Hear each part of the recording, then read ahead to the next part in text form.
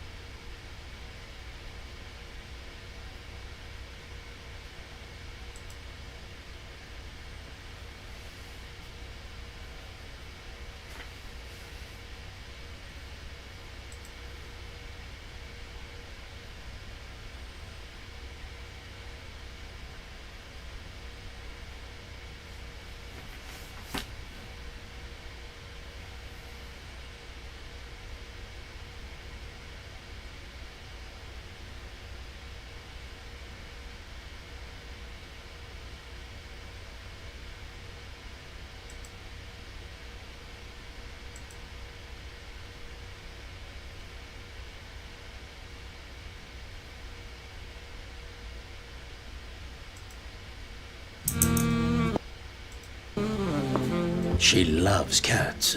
So tonight, I'll borrow my neighbors. My babies. Temptations cat treats. Dynamic security code, a new layer of fraud protection from ANZ. Hey noble ones, welcome back to my channel. This is the Metatron speaking. So good to have you here today. So as you know, this is a little bit of an eclectic channel. Sure, I do history, I do civilization, the occasional video on languages and linguistics and video games. But in general, I've also got quite a few videos on the Bible, literal interpretation of the Bible, the idea of angels, demons, Adam and Eve, but all from the context of cultural and of course the interpretation of the original texts. And then clearly I've got videos on the history of religion, the church in the medieval period, and Jesus Christ. As a matter of fact, if we go to my channel, look at this 1,000 videos. Hey, that's a milestone right there. If we click on playlists, I've got a dedicated playlist called Biblical Interpretation and History of Religion with, at the moment, 14 videos, but 15 because I'll include this one, of course. Now, as you know, the Shroud of Turin is, of course, one of those topics that I always found extremely interesting, and I've got a few videos of my own. I've recently posted one, in fact, but today we're going to see an AI recreation of the face of Jesus, in theory, a more realistic face of Jesus, based on the Shroud. Now, clearly, if you think that the Shroud is a fake or a hoax, then any face it would recreate using AI would not be, indeed, the face of Jesus. And even more so, if you're one of those that believe that Jesus did not exist at all and there's no historical proof for Jesus to exist, then this is even more of a useless exercise in your opinion. I will respect your opinion, although of course I disagree, and I do believe, as most historians do, that Jesus was indeed a real historical character. I am, however, curious to see what the AI is doing with the Shroud, so let's jump into it. Alright, so we got a few videos. Let's start with this one. Let's see what we have got. Headphones. Recently, AI technology has been used to generate images based on the Shroud of Turin. Well, the AI technology has been used to create this voice, I believe. Oh goodness gracious, it's like a multi-level thing. AI telling us about how AI... A linen cloth believed by some to have wrapped the body of Jesus Christ. This AI-generated image aims to provide a visual representation of what Jesus might have looked like, based on the faint imprints left on the shroud. Okay, so first and foremost, I do have to say this is a absolutely beautiful image. Okay, well, whether we want to agree with it, disagree with it, discuss, let's start from the fact that this is a wonderful image, absolutely beautiful. Does it match though the sort of imprint that you have on the shroud? Well, I'm sure they're going to show us one next to the other, maybe overlaying it on top, a little bit of a juxtaposition. Let's see if they do that, because I'm not quite sure. Maybe the nose. This development highlights the incredible advancements in technology and its potential to enhance our understanding of historical and religious artifacts. Well, you know, when it comes to AI and its potential to enhance our understanding of history and, artifacts and whatnot, well, I have a few things to say about that. But you know what? I already have on this video. Link in the description below. What are your thoughts on using AI to explore and recreate historical images? Okay, that was it. Great. Okay, no overlapping and nothing. Okay, that was not a good video. Close it. Next. Alright, titled Colorized and 3D Images of Face of Jesus AI Generated from Shroud of Turin. The evidence for Jesus keeps piling up. The Shroud of Turin has been confirmed to line up with the dates perfect of Jesus' death. Not exactly a confirmation. It's more probable that it did, but we don't know. It's not 100% confirmed. Let's be honest about this. AI was used to look at the cloth and extracted an image of a face from the cloth. Here is the original shroud superimposed against the latest AI image of Jesus' face. Okay, so I imagine they're gonna show us. If they don't do it, I'll put one next to the other, because I think putting it on top, overlaying, can be good up to a certain extent, but I think it would be nicer to have them left and right, so we can do spot the difference type of thing, type of game. So, because so far, I'm not sure. Yeah, the nose is matching. Not sure about the eyes and the hair.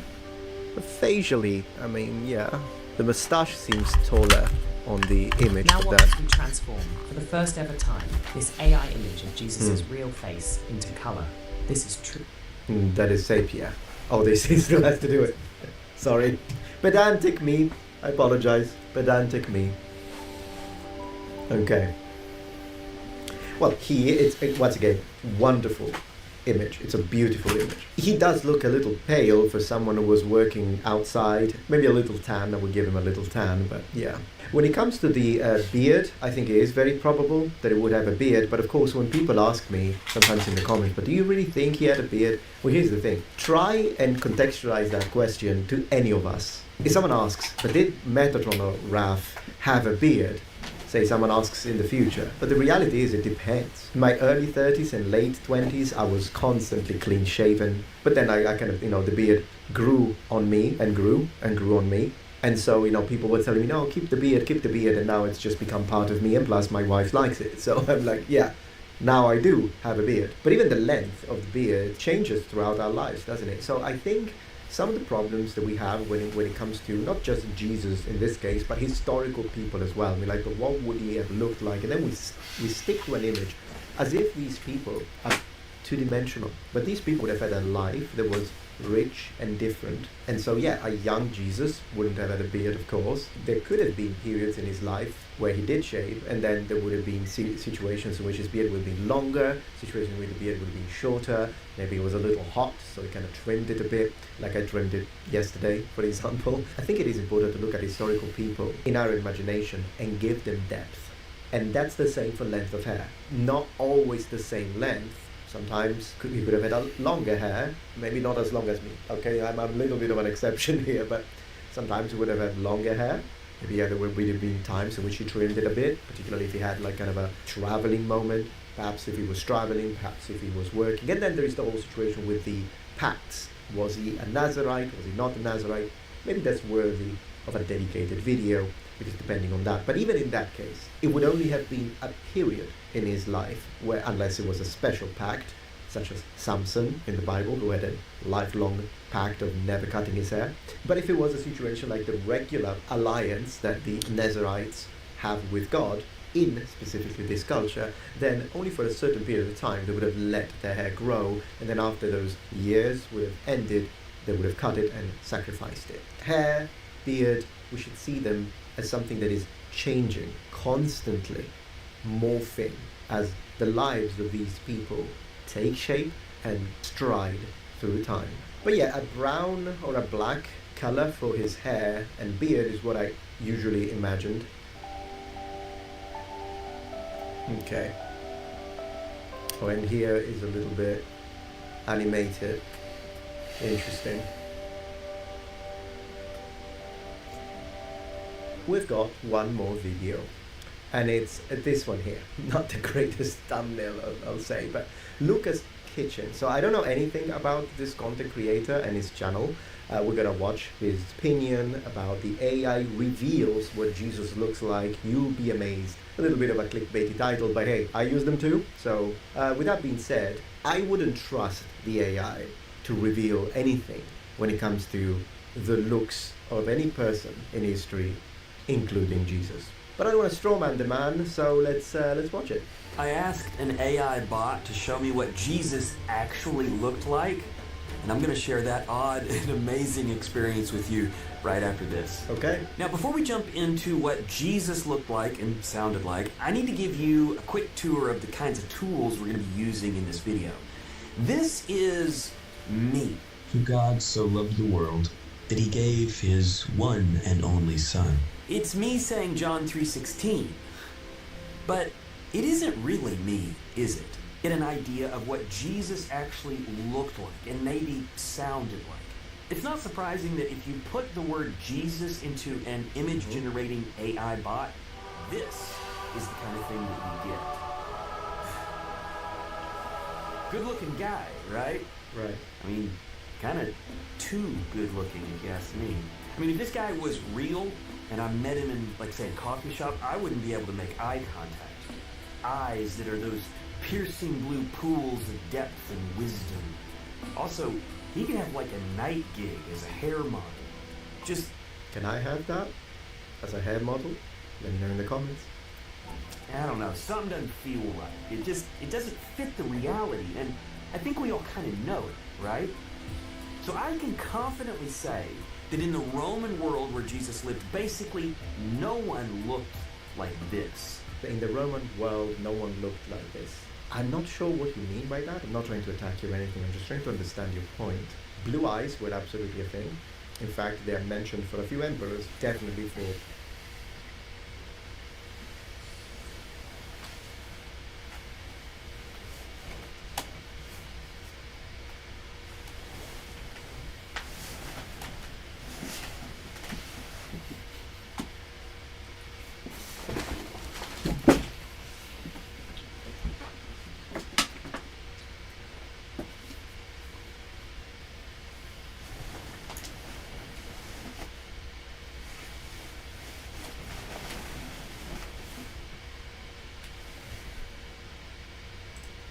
the Celtic type, the Nordic type. They already existed, in fact, even in Spain. And Italian Romans, some would have had blue eyes. The long hair is absolutely a thing specifically in Roman Judea because of specific traditions and connotation as a pact or an alliance with God. So some Jews would have absolutely had long hair. Beard, very common, not only among the Jews, but also among the Romans, because this idea the Romans were all clean shaven, it's true in some cases, but there is imagery and iconography that shows even Roman soldiers with a beard, and some emperors did have a beard, and in fact, oftentimes it was a matter of if the general, the legatus, or the emperor had a beard, then plenty of people would do it to copy him.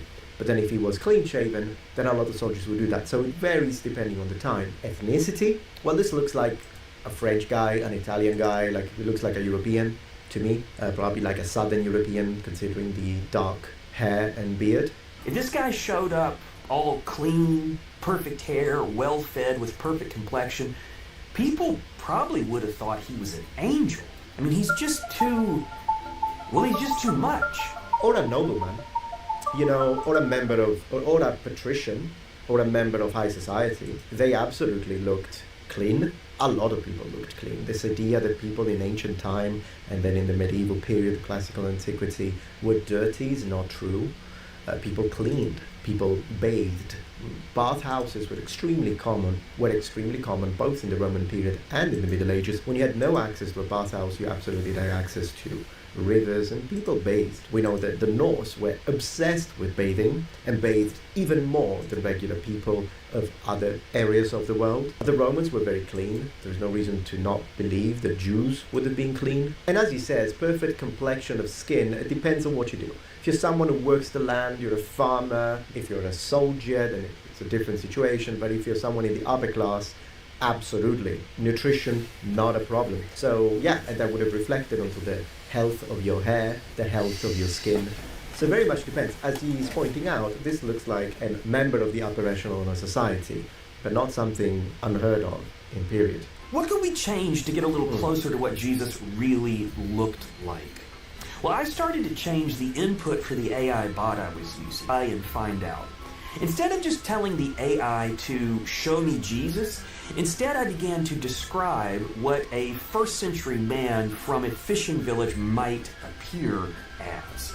How do you base that though? Because to do that, since we are talking, there we go. What do you base that on? Because your sources need to be strong in order to give that prompt to the AI. Otherwise, you're just using your own personal speculation, which would be a fun exercise, of course. But in order for this to be coherent, then we need to use sources. So how were they described by people in period?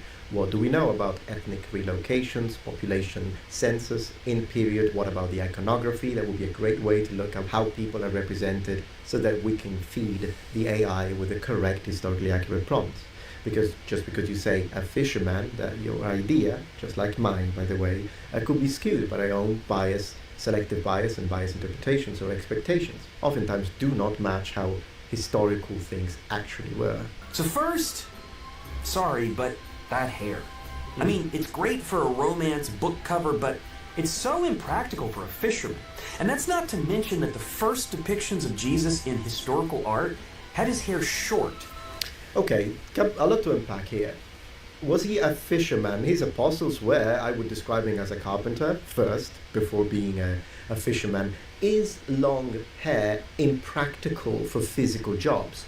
Not necessarily. I speak as a long-haired man. I wear armor, I do historical reenactment, both Roman and medieval. and Japanese, in fact. Think about the samurai who had extremely long hair. Spartans, as well as we know, some of the warriors did long hair. Noblemen had long hair, but of course it was such as the Merovingian kings, but in that case, you would have a point by telling me, well, yeah, but they didn't do anything because they had servants. Good point, if you were thinking that.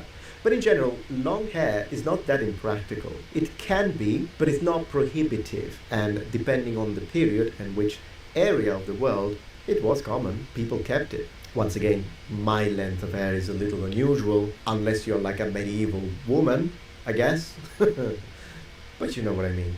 But now let's discuss the second point that he brought up, which I thought was very interesting and kind of help us to discuss a little bit. As always, do keep in mind that I'm not attacking him, I'm attacking the argument, but maintaining respect for the speaker, of course. Okay, so did Jesus have his hair short in the original art?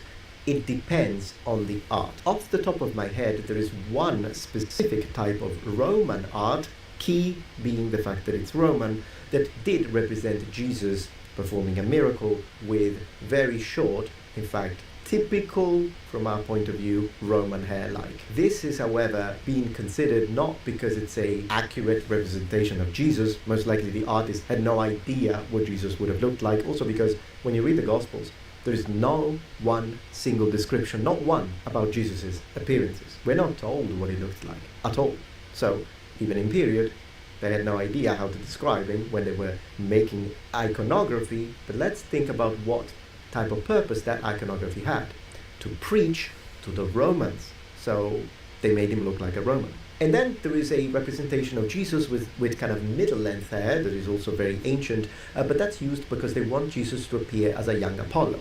So once again, in connection to the people you're preaching to. And last but not least, the image of Jesus, which there is a lot of iconography of Jesus that is pretty ancient, of him having a long hair and a beard, that tends to appear more often where the message that they want, or the aspect of Jesus that they want to reach the masses from the authorities, is not just that he is the Son of God, but that he is God.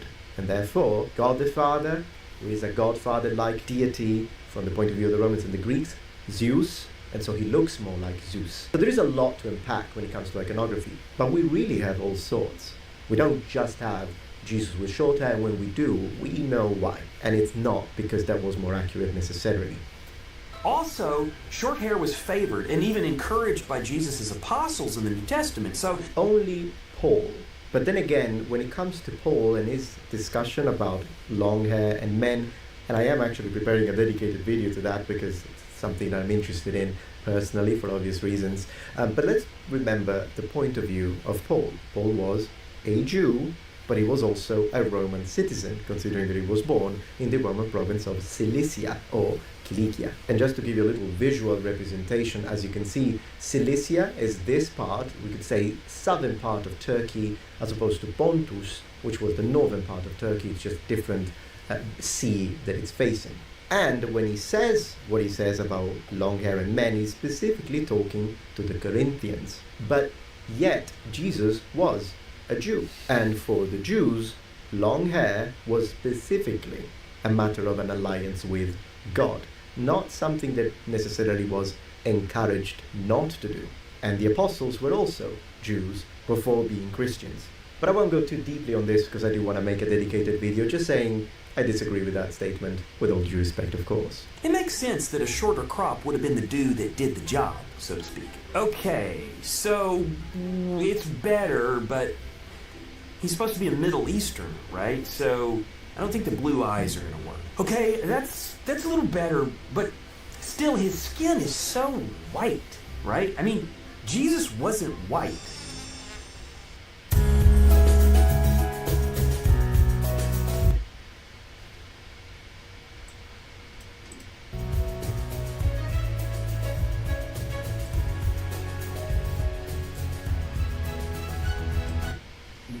You know that, right? Jesus wasn't white. I mean, he wasn't white ethnically, but also people of his time were basically outside under the sun all the time, so his skin would be a pretty dark complexion.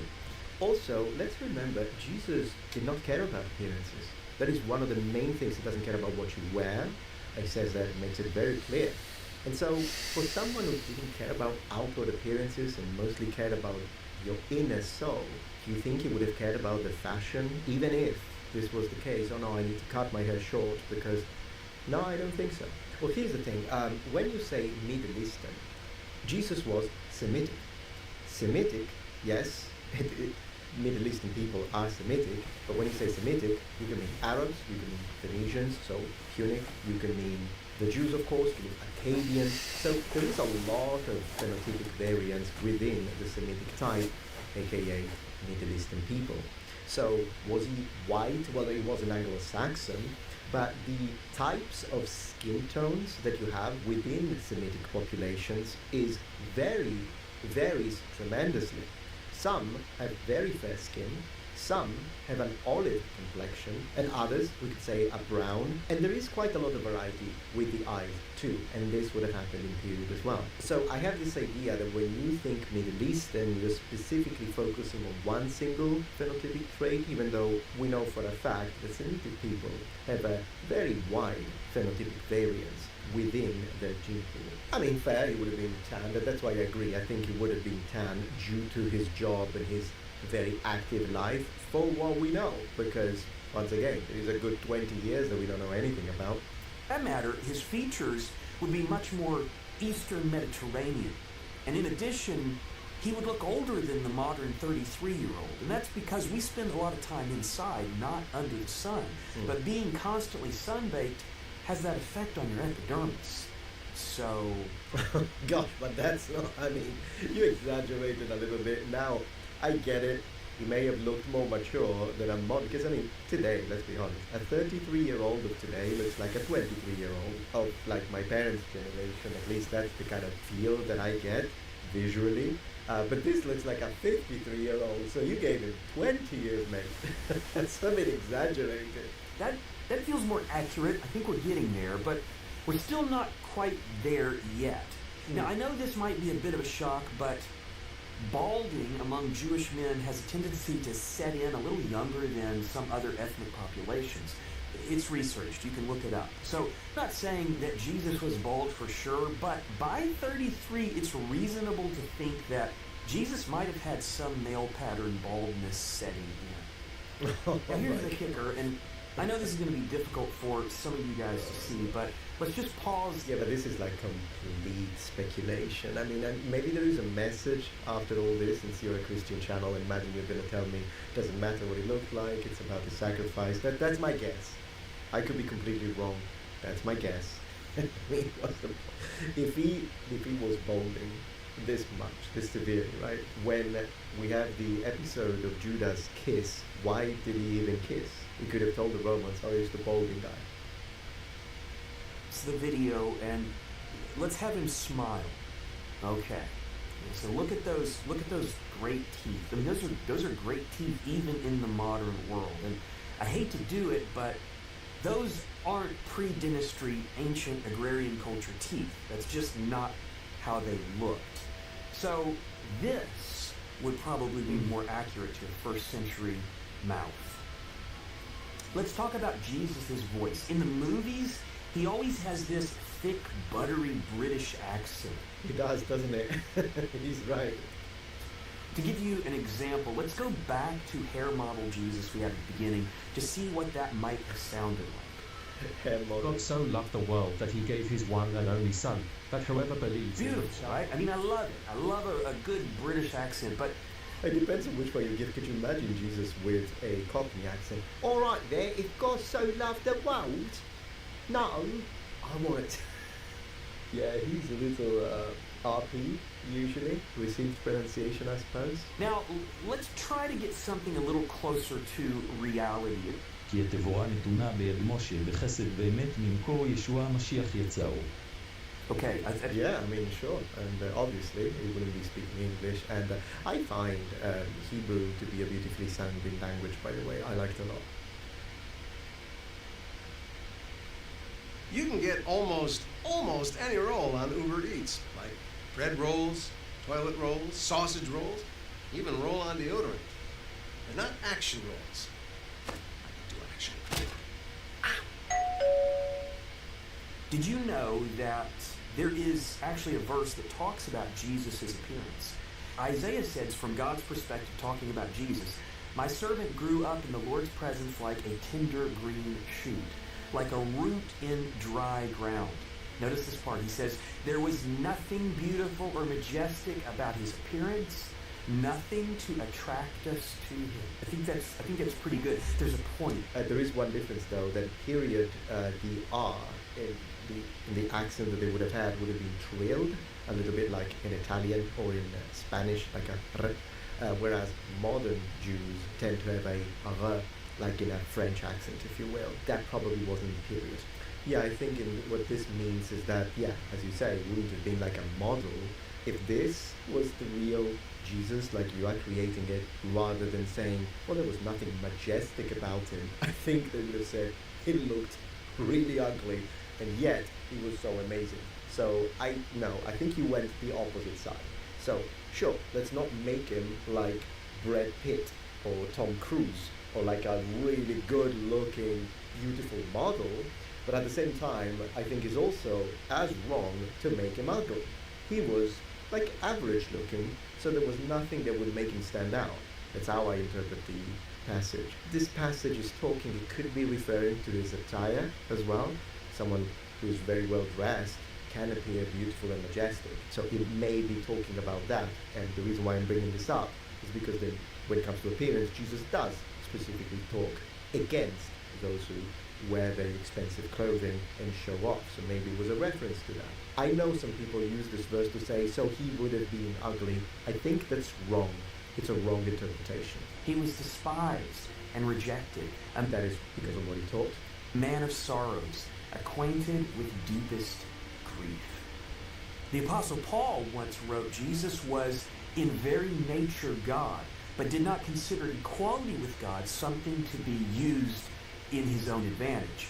Rather, he made himself nothing by taking the very nature of a servant, being made in human likeness. Yeah, and that does not mean that it would have been unattractive or ugly.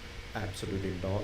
It's saying what a massive difference you have between a divine nature and a human nature. That's what he's saying in there. And in this case, he was explaining it for those people that, for example, who were used to the ancient Greek idea of gods and the ancient Roman idea of gods, when instead a god would have been, wow, looking like a friggin' bodybuilder with beautiful, credible body. I mean, but talking about the body, one more thing that I see lacking in your recreation is that he would have been a carpenter, so you should have made him a little strong.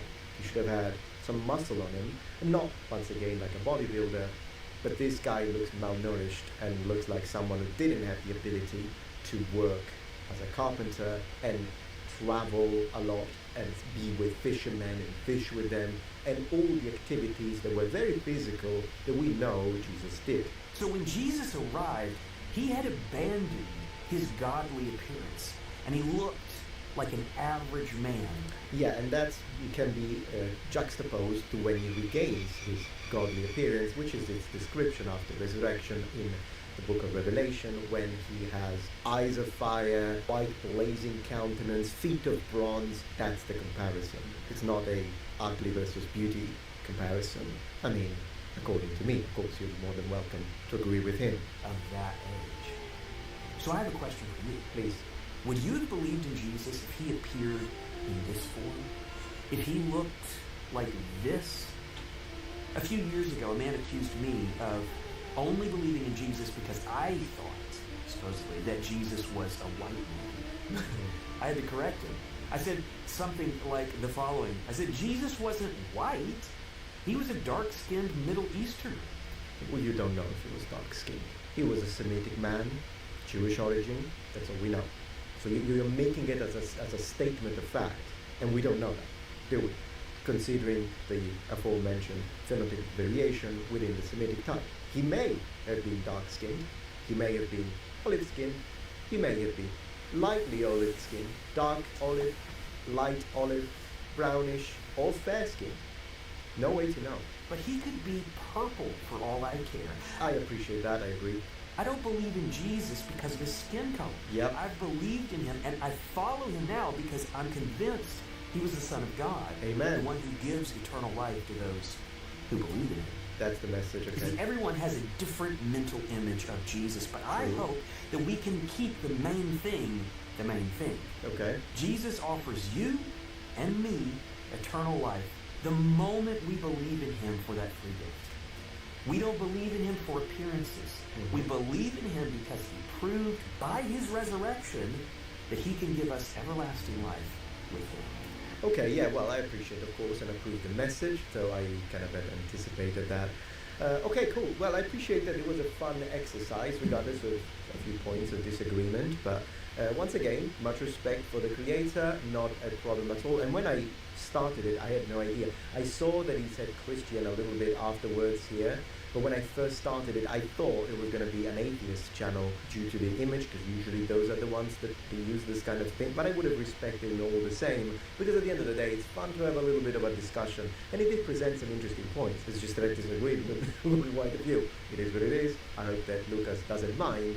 And if you like his content, absolutely check him out. So thank you very much, noble ones. I think we've seen quite a few interesting videos on this topic today, and I'm just going to jump on a different project of mine tomorrow that I would like to post. But thank you so much for watching. I hope you enjoyed this, and remember, the Metatron has spread his wings.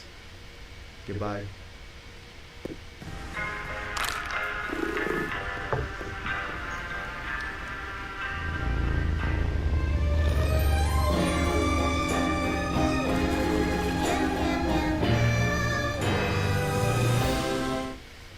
Hey noble ones, welcome back to my channel. This is the Metatron speaking, and today I found an interesting video that I would like to react to, provide further commentary, and also in general sort of assess when it comes to the validity of the information presented. The video in question is from the channel History Hit. It's a channel, I've got to say, they have some interesting content, and the title is What Do We Really Know About Jesus? So of course this isn't necessarily a video about religion, it's a video about the history of religion. And I absolutely love the idea of history of religion, but also translation and original language, interpretation of scripture, putting it into context. I love all of that. In fact, I have a few videos myself. Did I even make a playlist? Oh, when will I learn? Be a successful YouTuber. When?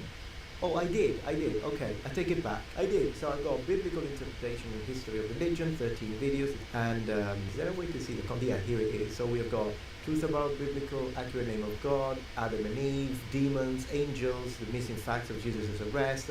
I got quite a few things. And one of the kind of older videos that I made was, is Jesus historical? And then the one about Jesus' most plausible ethnicity based on the sources and the historical and cultural context. Now, this is a video that I made a long time ago, and I'm actually thinking of remaking it, doing it now with all the new information. So if that's something you'd like me to do, absolutely, let's cover it. But today we can see how they approached on this channel since... Alright, lady, hit me with the knowledge, come on. No, he didn't invent Christianity. It's quite possible that he had a wife when he was younger. Was Jesus a very naughty boy? He's not the Messiah, he's a very naughty boy! I'm not going to judge the entire video from the intro. This is not the best. What the heck was that? Oh my gosh, man, what did I click myself into?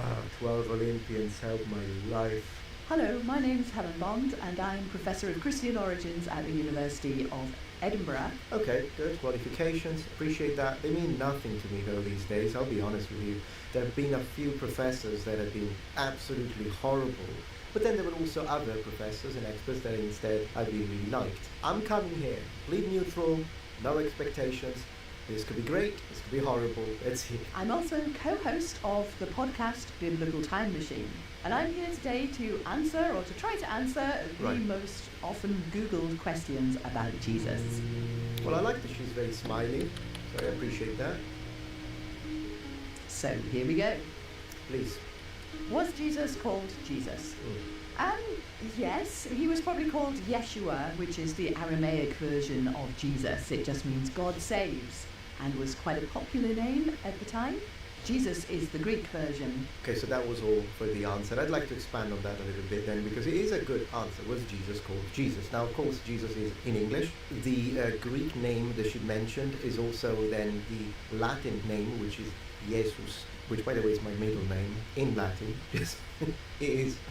My name is Raffaello Jesus. So, yeah, my middle name is in Latin. So that would have been the name written on the cross. Jesus Nazarenus Rex Judaeorum. So Jesus of Nazareth, King of the Jews. But when it comes to the actual original name in the language that he spoke, which would have been Aramaic, we have a few versions. So the Yeshua is the one that she's using, absolutely. There will be kind of a middle version. You have the long, complete version, Yehoshua, and then you have the shorter version, probably for his friends and family, which would have been Yeshu. So Yehoshua, Yeshua, Yeshu. Now, did you notice that she said it was a very popular name? And then God saves. Absolutely, it was extremely popular. Also because first, and we don't really get that impression as reading the Bible, because when we read it in translation, we see the name Jesus only being referred to him. But not only there would have been a lot of other Yeshua or Yehoshua around in that area specifically, but we have another one in the Bible, and it's Joshua. So Joshua and Jesus in the original language, in Hebrew, because the Bible is written in Hebrew, have the exact same name. It's just that they have been translated differently in English, just to make it easier to distinguish between the two obviously separate individuals. But in reality, they have the exact same name. Last but not least is the specific historical context. The fact that the name was so popular was not just because it was popular in use due to a religious connotation, that too, but also because remember that at this time and specific moment, we are in the Roman province of Judea, and of course, the Jews were not very happy with that. So they weren't waiting for a Messiah. They were waiting for someone who would save them. Was Jesus born in Bethlehem? Now, this is a little bit more complicated because certainly Matthew and Luke want you to think that Jesus is born in Bethlehem. This is the town of David. And so there's clearly legends and stories that Jesus was born there. But the difficulty is that the stories that we have in Matthew and Luke's Gospel, the only birth stories we have, date from the late 1st century. So that's quite a long time after Jesus was actually born. It might go back to genuine recollection, but it might also be that Jesus was just born in Nazareth, and then these stories developed later, deliberately trying to link him to Bethlehem, the city of David, because people want to say that Jesus is the second David. Well, there is a lot to unpack here. I kind of want to respond to this. I think in this case, the position that she's taking is twofold, and there are two main elements, and I would like to respond to both. Element number one is the idea of misrecollection due to time elapsed. So, in other words, as she said, event proper, it's been a few decades since that period, and therefore people misremember. Think it was born in Bethlehem, but who knows, it's been a few decades. So the first one is mnemonic and unintentional. The second one is instead intentional, in the sense that she thinks maybe because people wanted to present this idea of a new David, although then again, rather than a new David, I would say it would probably be a matter of prophetic legitimacy and at the same time lineage. But if that were the case, of course, it would be an intentional misrepresentation where they know that he was born in Nazareth, but they say Bethlehem for the aforementioned reasons. Now, these are very different, so let me handle them separately. In my opinion, the first of the two is the least probable, in the sense that, well, just because something happened a few decades ago doesn't mean that I'm going to forget it. First and foremost, I was born almost 43 years ago, and I can assure you that my cousins and friends did not forget that, even though it's been 4 decades. Of course, a complete stranger might misremember. I tell him that I was born in Palermo, and then after 50 years, someone asks him, and he's like, I think he was born in Roma. He might misunderstand, or maybe say another town in Sicily. Was it Catania? Was it Palermo? I get it. But someone really close to you, if you are just like it was in the case of the Gospels and the writers and the authors of the Gospels, he would have been a close friend, a master, someone they respected extremely, someone they would have held on high esteem, someone they broke bread with, someone that they spent daily time with, someone they ate with, someone they suffered with, like all of that doesn't just get erased by a few decades. Even if we are talking 50 years, 60 years later, and I'm like in my old age, I'm not going to forget where my cousin was born. I'm never going to forget where my friends from elementary school were born, particularly if I'm still all there. So the idea that this is unintentional because it's been a few decades, to me, is a complete non-argument, and I don't believe that should even be considered or taken into consideration. Now, the second position that she's presenting, the idea that this was intentional misrepresentation for legitimacy reasons, I would say, that she says to say second David and whatnot. I struggle to believe that, but I do have to admit my own bias in this, in the sense that, of course, being brought up as a Christian and being a Christian, I do have a tendency to clearly believe what the Gospels say. On the other hand, when I try to approach this as a historian, I don't consider myself to be a fully fledged historian, history enthusiast, academic, teacher, educator, then I have to recognize my bias. I am being selectively biased in this, and therefore I do want to give her position the respect that I should give her as an academic. So, is it possible?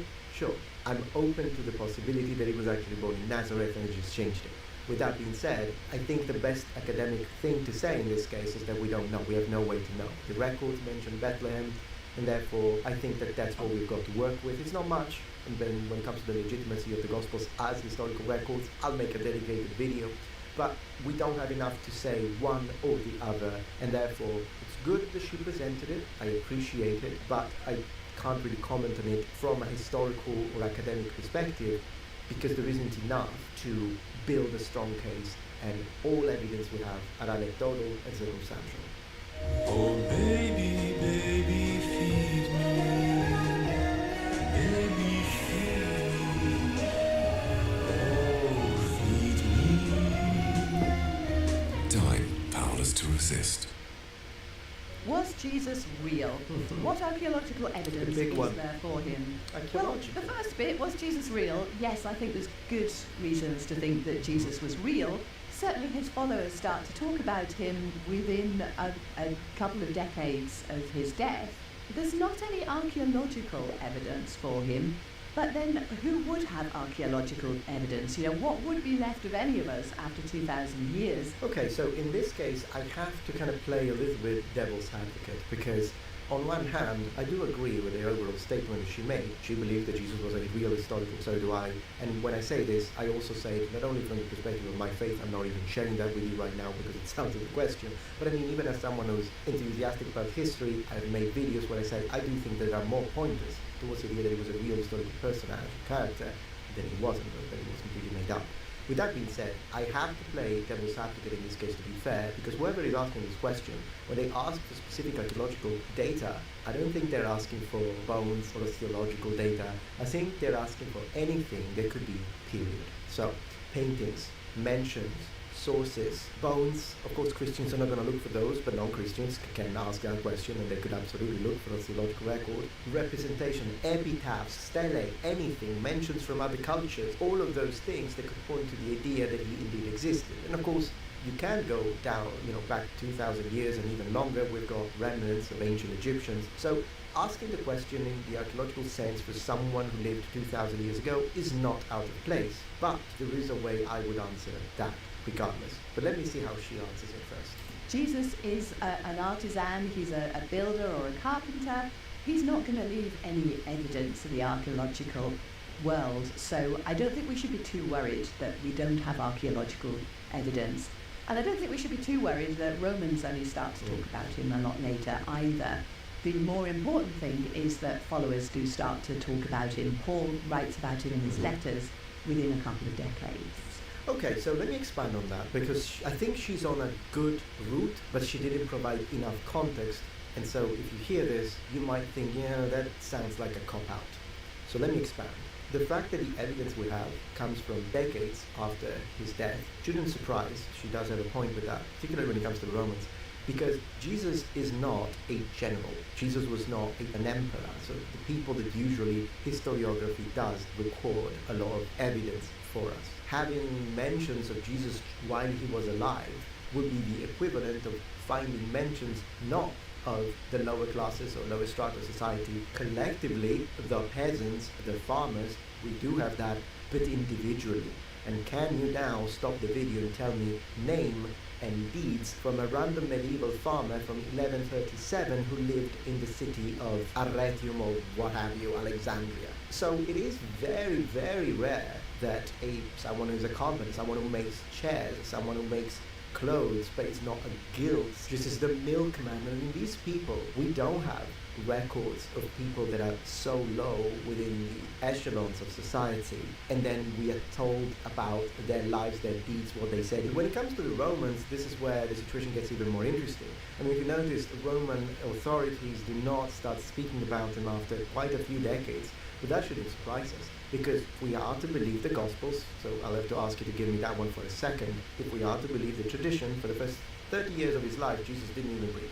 So, invisible for Roman authorities. Then, his last 3 years, he starts ministry, but that's not enough to just start becoming so important now that everyone is going to write about it. The fact that it takes a few decades before Christians are mentioned, and therefore by connection Christ, is when the religion starts spreading, particularly because of the works of the apostles. The religion starts entering Rome itself. That's when the Roman authorities are going to step in and say, oh, a minute, what is this? What's going on? And then start writing and telling us a little bit about it, and that's when you start seeing it in the record. I mean, it does make logical sense, because otherwise, even ideas such as, oh well, but why didn't they talk about the miracles then? Well, when you talk about Jesus' miracles, you only have two perspectives, the secular and the religious. But regardless of which one you choose, whether it be secular, they invented them, complete myths, or whether it be the religious one, no, it did happen, the miracles actually happened. Roman authorities, it's not like they never heard of stuff like that. They were all about half-gods and gods with mythical and powerful abilities,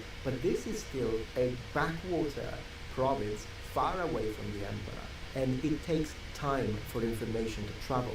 And even if you are a Roman centurion who lives there and is stationed in the province of Judea, and you hear, hey, who's this man? He's a healer. You know how many times you would have heard that? So before you actually write about it and tell everyone about it and start inscribing it, I mean, more things need to happen at a societal level. And one of these is the spread of religion and the number of converts that Christianity generated very quickly.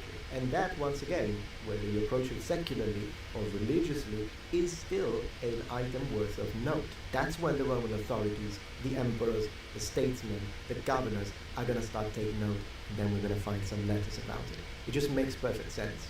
How popular was Jesus? This is an interesting one, actually, because the Gospels give the impression that everybody followed him. Loads of people, crowds, couldn't get enough of him. And that was probably right on one level. Jesus is this popular healer and prophet, so probably people are coming out and they're wanting to be healed and they're wanting to hear what he's saying. Charismatic. But, clearly he was executed in the end. He was very unpopular with a group of people in Jerusalem. And I imagine that they weren't the only ones who saw Jesus as something of a threat and perhaps were a bit worried by him.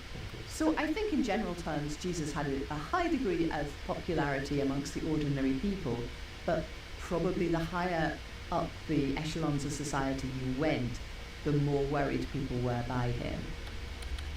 Was he crucified? I think this is probably the one we can say 100% yes to.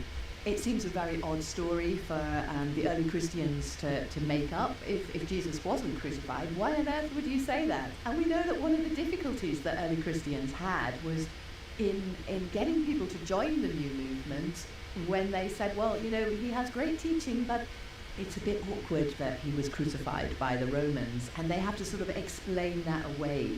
I think there's very good chance that that's 100% true. Okay, so it's a good point. It's a little anecdotal, but it is a good point. The only thing I would say is that it is, to me, indeed probable. Something that I would defend is the idea of crucifixion, but simply because it makes sense when it comes to possible accusations of sedition from the perspective of ancient Romans and Roman law. I think it does make sense, because I do think that it's possible that they tried to pin sedition.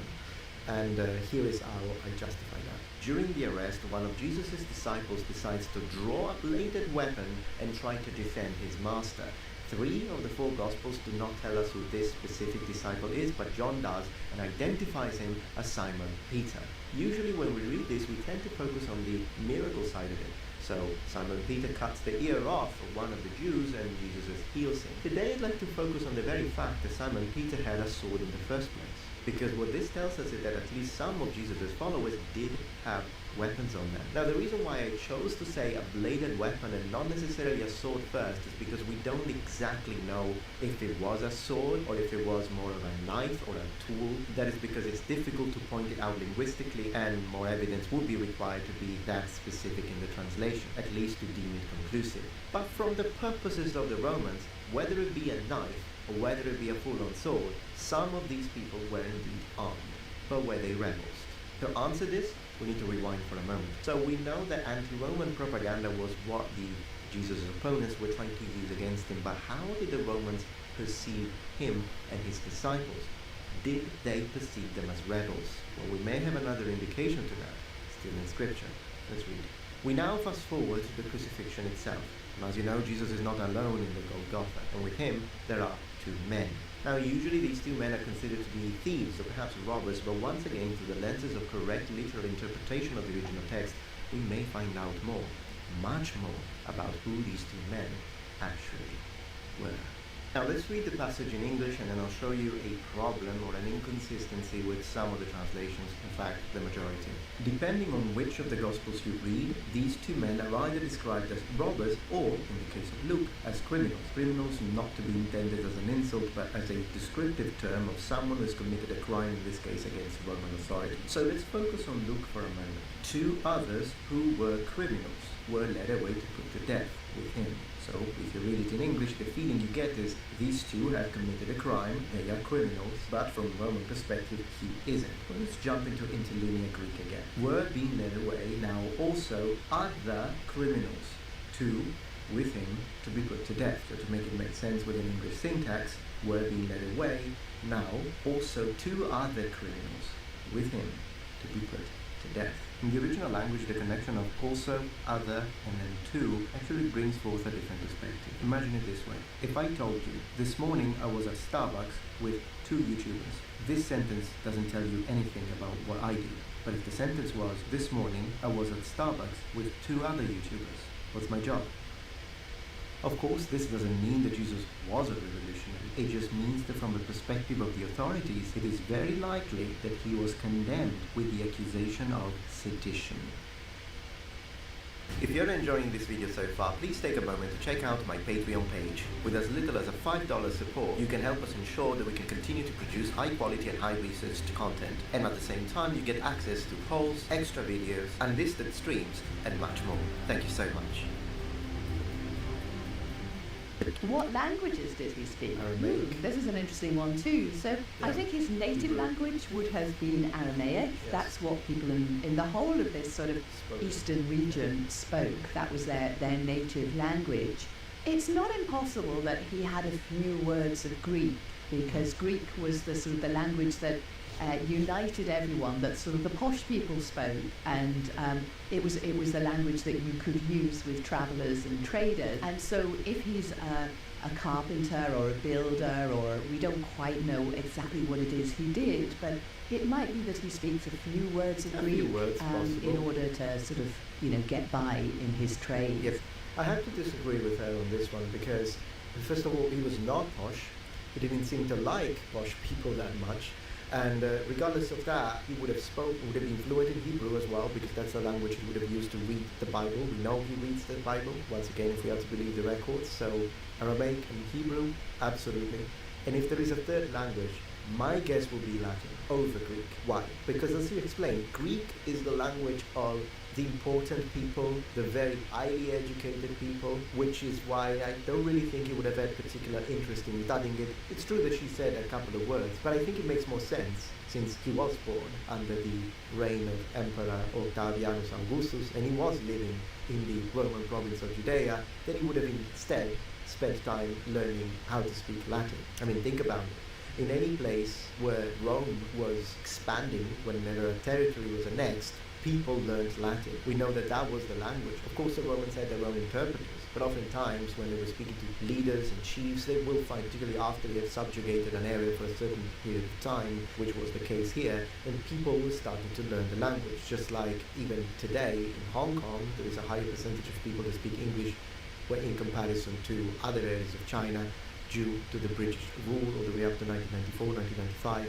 And the same way, a lot of Indians speak English because of that. And then again, why do people speak Spanish in South America and Latin America? Because of what happened in the Middle Ages, late Middle Ages, and the early modern period, Spanish movement. But then again, in Brazil, they speak Portuguese. So I'm saying, and that's the same in Africa. We could say that about Africa as well. In Ethiopia, you still find people that speak Italian today. Whenever an area is occupied for a certain period of time, the local population do start learning the language of the conqueror. And particularly for someone who was born in it, he was born under the rule of Emperor Octavianus, dies under Tiberius, of course, it would have made a lot more sense that he knew Latin. Also because, again, connecting to the Gospels, since we're talking about this, he speaks with Romans, with the legionaries. He speaks with centurions. So how is he speaking?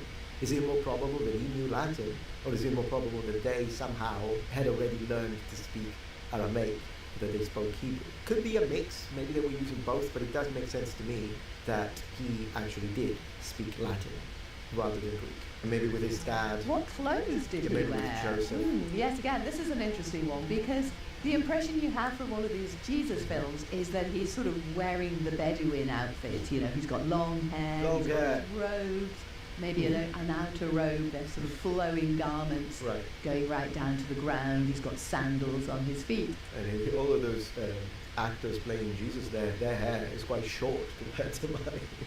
It's kind of funny. I'm more like metalhead. Some of that might be true, but it does seem that people of his sort of class would have had much shorter tunics. Fair, makes sense. Basically, people in Judea are wearing whatever anybody else is wearing in the Roman Empire at this time. And so some people might have worn togas, but probably togas someone now. like Jesus would have had a shorter tunic, maybe to his waist, maybe with a belt, possibly some kind of cloak over it. Yeah, when it was cold, but definitely not a toga. I mean, we have once again several passages where he condemns people that were dressing up just to show off their wealth, so it would make sense that he would wear a toga. In fact, I don't even think that the Romans would wear a toga. I don't know if Jews would have worn a toga. I'll have to double check on that information. With that being said, yeah, something simple. It would make sense that it was something very simple. He would have worn sandals, but Yeah. but also there's evidence that people wore little sort of sock things to keep Yeah. their feet warm, which I think is very sweet. So the whole sandal. She's adorable. I just gotta say, she is absolutely adorable. What a nice change for the usual people that I have to deal with the responsibilities. She's great. And socks, the Jesus look is actually genuine. I'm always wondering about underwear too, and probably he would have had some kind of loincloth or undergarment like that, particularly if his tunic was quite short. Unfortunately, and this is a bit nasty, but most people at the time had lice, particularly if you only had one set of clothes. And clothes were extremely expensive and were made at home for most people. You didn't go out to the market unless you were very rich. So he may not have had that many changes of clothes, and probably like most people of his day, he had lice on his head and his body. And he probably would have had quite short hair. I disagree. At the time, everybody was wanting to look like the emperor. The Emperor Augustus, of course, had a short... Yeah, not the Jews. Not the Jews. That's, I massively disagree there. You see, in the Jewish tradition, long hair has a very strong connotation with mysticism, religion, alliance with God. Look at, for example, the Nazarite. Now, of course, I do understand that that's a debated issue. Was he a Nazarite? Was he not a Nazarite? And I know that there are people arguing on both sides, but regardless, there was this connection between letting your hair grow as a way to symbolize your alliance with God. And also do remember that every Jewish person, every Jew, should I say, was brought up with the story of Samson and the strength that he got because of his long hair, which was a commandment directly from God. And then there are lots of mentions, like hair, long hair in particular, in the Bible has a lot of mentions. How I know that someone is going to write Paul. I'll make a dedicated video to respond to Paul directly when it comes to, and also because he's not writing a letter to everyone, he's writing a letter specifically to a type of people. And so that's different, and it's a different context. But even Paul seems to dislike people like me, so a man with long hair. Even he would have been very familiar not only with the concept of Nazarite, so the pact, but also with Samson and other stories like that in the Bible. He would have been brought up with that before becoming, because yes, he was a Roman citizen, but he still was a Jew. So all in all, the Roman look, not on the Jews. And not on, like, even if you were a Roman citizen but you were from Gaul, you would have still preserved your traditions. Haircut and no beard. It might have been different when Jesus was walking around, on the road with people, maybe. Also because he wasn't neither an emperor nor a soldier, so why no beard? I think beard is very probable, in fact, when it comes to Jesus. But I think that one last thing I want to say, well, I'll let her speak and then I'll say one last thing. He didn't have much of a chance to get his hair done and to have a shave, but his ordinary look, I think, would probably have been short hair rather than that look that we normally have, and of course very dark hair and skin. I disagree. So, first of all, I disagree a lot with the things that she's mentioned here. So let me address them. The first thing I want to say, he would have most likely looked like a Jew of his time. So of course the super white skin, blonde hair and blue eyes Nordic look, very improbable, but so is the African look would have been very improbable, and both things have been pushed for obvious reasons. Now when she says very dark skin, well, very dark hair, sure. Very dark skin, I think it really depends what you mean, because the Ashkenazi Jews tend to have a darker skin tone. I wouldn't really consider it to be very dark, however. But then there are also other skin tones that can describe Jews that go from a very wide range, from olive skin all the way up to pretty white skin. And I think all of these would have been plausible for a Jesus of Judea of this period. And if I had to take a guess, I would go for an olive skin. Maybe tanned, since he was often outside doing manual labor and work. And last but not least, when it comes to the length of the hair, do I think that Jesus had the same hair that I have? No, unless he did some kind of pact. If he did do some kind of pact of sacrifice for God, then yes, he could have very well have had hair as long as mine. But I think that's more improbable. But short hair in the Roman sense, for someone who is preaching that the way you look doesn't really matter, like a preacher, no, I don't think that that makes sense. And then we also have to remember one thing. The words short and long, when talking about hair, are very subjective, because a woman with her hair to the chin, even in the modern day, we still say she's got short hair. But if a man has got the same length of hair all the way down to his chin, some people will already call that long hair. So at the end of the day, it really depends what you mean when you say short hair, long hair. And so yes, it is possible that he would have had a little bit of a middle hair. I do not believe that he would have had a short Roman cut. But I also believe that it could have been very possible that he had his hair long and to the shoulders. Now, usually when we look at the image of beard with very long hair, there is a possible connotation to, for example, Zeus and the way he was represented. And when it comes to Christian iconography, we do see a shift. We go from a very young Jesus that looks like Apollo and is indeed shaved with kind of middle-length hair, to a Jesus that is grown up and now he has this look that kind of makes him look a bit like a young Zeus. And yes, of course, there is a certain iconographic imagery and power that can be used, particularly for preaching to the Romans and the Greeks, when it comes to images that they can recognize. With that being said, I think the last item of conversation that no one ever brings up when talking about Jesus' facial hair and length of hair is maybe he had multiple. I mean, the man lived for 33 years, right? Have you had the exact same length of beard and length of hair for the entirety of your life? So maybe a Jesus when he was 25 would have had one look, and a Jesus at 31 might have had a different look. And the levels of length of hair that he would have had would have depended on a lot of factors. And who knows? Maybe it was specifically when he started his ministry, which lasted 3 years, that he may have stopped trimming his beard and cutting his hair, which would explain then why the long hair is kind of the one that stayed with popular imagination. Who were his parents? Well, of course, this depends who you ask. The Gospels, Matthew and Luke, say that his parents were called Mary and Joseph. And in the absence of any other ideas there, I suppose that may well be true. Mary was an extremely common name. Almost a third of women in the first century were called Mary. Joseph is also common, so they may well have been called Mary and Joseph. Okay, so that was pretty brief. I won't add too much, just the obvious that for a Christian, God is his father, but for a non-Christian, Joseph is his father, at least maybe. For a non-Christian, it's still all into the maybe realm, of course. I respect all positions, clearly. Did he do miracles? Well, this is an interesting one. Certainly people thought that he was doing miracles. And when opponents write about Jesus or come and speak to him to his face, the interesting thing is that they never say, what are you talking about? You're not making any difference to these blind people or these lame people. What they argue is that he's channeling some sort of satanic power rather than doing it through the power of God. And to be fair, this is from the perspective of Christian records, however. So we do have to be fair when we say this, because obviously, I mean, someone who's invested in it wouldn't tell you otherwise. Even though, then again, I agree with that, but I'm just trying to play devil's advocate. And also, you need to think about this sort of first century context. Jesus is not the only one to be able to do miracles.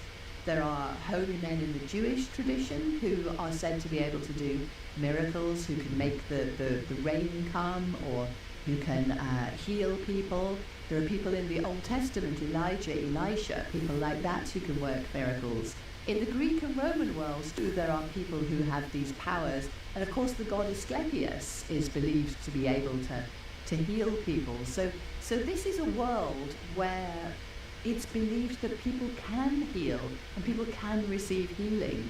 So Jesus is part of this sort of this general landscape. So I think you either believe all of them or you believe none of them. But certainly people thought Jesus got a reputation as a great healer. Interesting. Was he born in a barn? Well, Cultural approach to that. According to Luke's Gospel, he was born in a stable, or I mean, there's a discussion as to how you translate that. Is it part of a sort of a homestead where the part where the animals are? There's also a later tradition that Jesus was born in a cave. The honest answer is we just don't know. It depends how much you trust these birth stories, which are sort of picture language. They're trying to build up a picture of Jesus and to say that he's the promised Messiah, he's the King David II. Maybe he was born in a barn, but we don't really know. What ethnicity was Jesus? There we go. Let's go. Well, we know for sure that he was Jewish, completely Jewish. His parents were Jewish. He would have got. I thought Jewish is follower of the religion, and a Jew is the person, like the ethnicity. But if I'm wrong, please let me know in the comments. I don't want to correct her, and then I'm the one who's wrong. Gone to synagogue. His whole thought world is Jewish. So yeah, I don't think there's any doubt about that one. Okay, so sure. I mean, maybe I would have expanded a little bit more, but I already did on this video, so I won't repeat myself.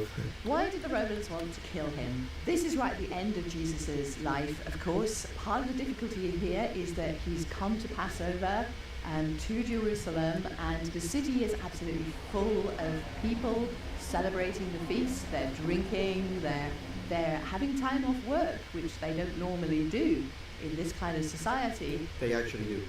That is a wrong statement. The ancient societies, particularly in the classical world, but also in the medieval period, had a lot more holidays, specifically what we would call bank holidays or national holidays than we do. I mean, think about it, a farmer can't really work in the fields in winter, and then it kind of depends on the crops, but in general they can't. And a soldier is not going to go on military campaigns in the winter. So that already takes 1 out of 4 seasons is out when it comes to work. And also they had a lot of religiously connected holidays. And on top of that, remember that they were working with the cycles of life. So in our day and age, you can be in the office with all the electricity on, but in the medieval period, in classical antiquity, once it's dark, and that's the end of the day. We work a lot more, and we have a lot less holidays than they did. So I disagree with that. And he's sort of giving people this story about the coming kingdom of God, and people are getting very excited by this. And the one thing that the Roman governor needs to make sure is that there's not any kind of a riot or an uprising, particularly at a time like Passover. So it's a very volatile, difficult time of the year. And I think as much as anything, Pilate wanted to get rid of him because he was a threat to law and order. There's a chance he might cause a riot. He's got followers. They've come with him from Galilee. Who were armed and even instructed his followers to buy swords. I mean, that's in the Gospels. He's doing things in the temple. He's overturning the tables of the money changers. Yeah, that one would have been, from a Roman perspective, whatever. Prophesying the temple's destruction. So probably better just to get rid of him and make sure that everything runs smoothly. No, I think, honestly, to give complete context in this case, I don't think the Romans would have done anything if it wasn't for the high priest's pressure. So there's that. And secondly, when the Romans did decide to do what they did, it was because of sedition, of accusations of sedition, but I've already mentioned that earlier. Did he in invent Christianity? This is a really interesting one. I would say the answer to that is no. He didn't invent Christianity. A lot of people think that Jesus was the first Christian, but that's not true at all. Yeah, I mean, he couldn't be Christian because a Christian is a follower of Christ. He's above it. But did he invent Christianity? I mean, in a way, yes. Kind of getting lost into the semantics of it, though. Jesus was Jewish, and throughout his entire life, he was a Jew. What he wanted to do was reform Judaism. He wanted to call people to repentance and to say, get yourself ready for the kingdom of God. God is about to break into human life and transform the world. And those 12 disciples he had are probably representatives of the 12 tribes of Israel.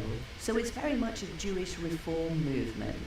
I think nothing could be further away from Jesus' mind than creating a new religion. I disagree, because he did say, upon this rock I shall establish. I mean, I understand Christian bias, but again, you have to kind of prove that, because you have to substantiate your statement in this case, and I don't think you have enough to present a valid and cohesive thought when it comes to that, but that's just me.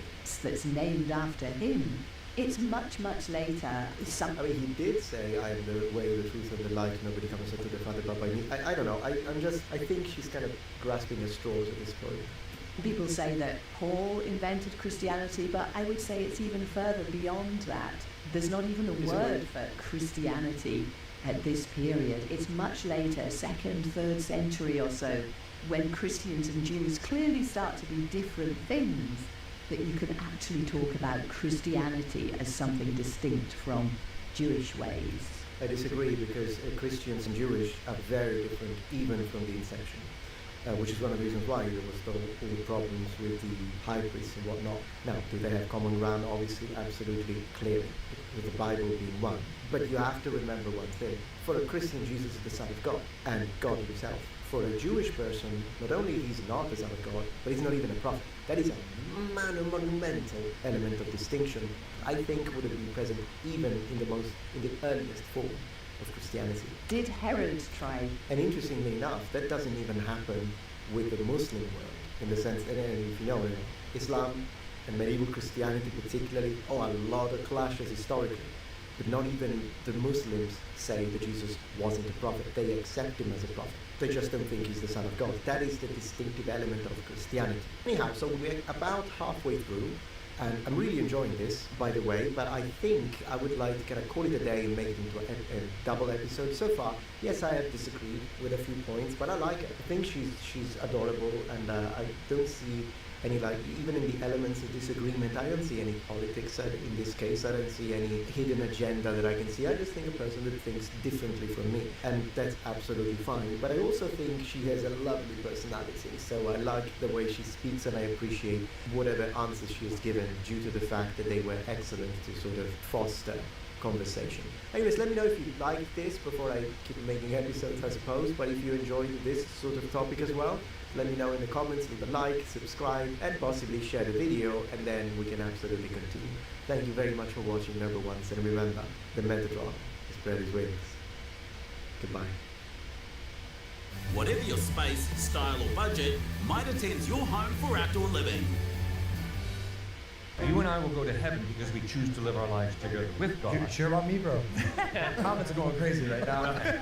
3 days after he dies, he physically, bodily rises from the dead. And over a period of 40 days, he appears to over 500 people. How do you know that? Are you attracted to men? No. Why not? Because that's the way I'm hardwired. What if someone is hardwired the exact opposite way, by their God, and then not accepted by their God because God's book says we don't accept you? He's a human being created in the image of God. He has just as much value as I do, but he's messed up. But comparing yourself to him is like comparing apples to I understand you're an expectant father. Little baby coming into the world? Little baby Your girl. mom was bragging to me about it. Yeah. Baby girl. Sounds good. Let's say somebody that little baby. God damn it, Cliff!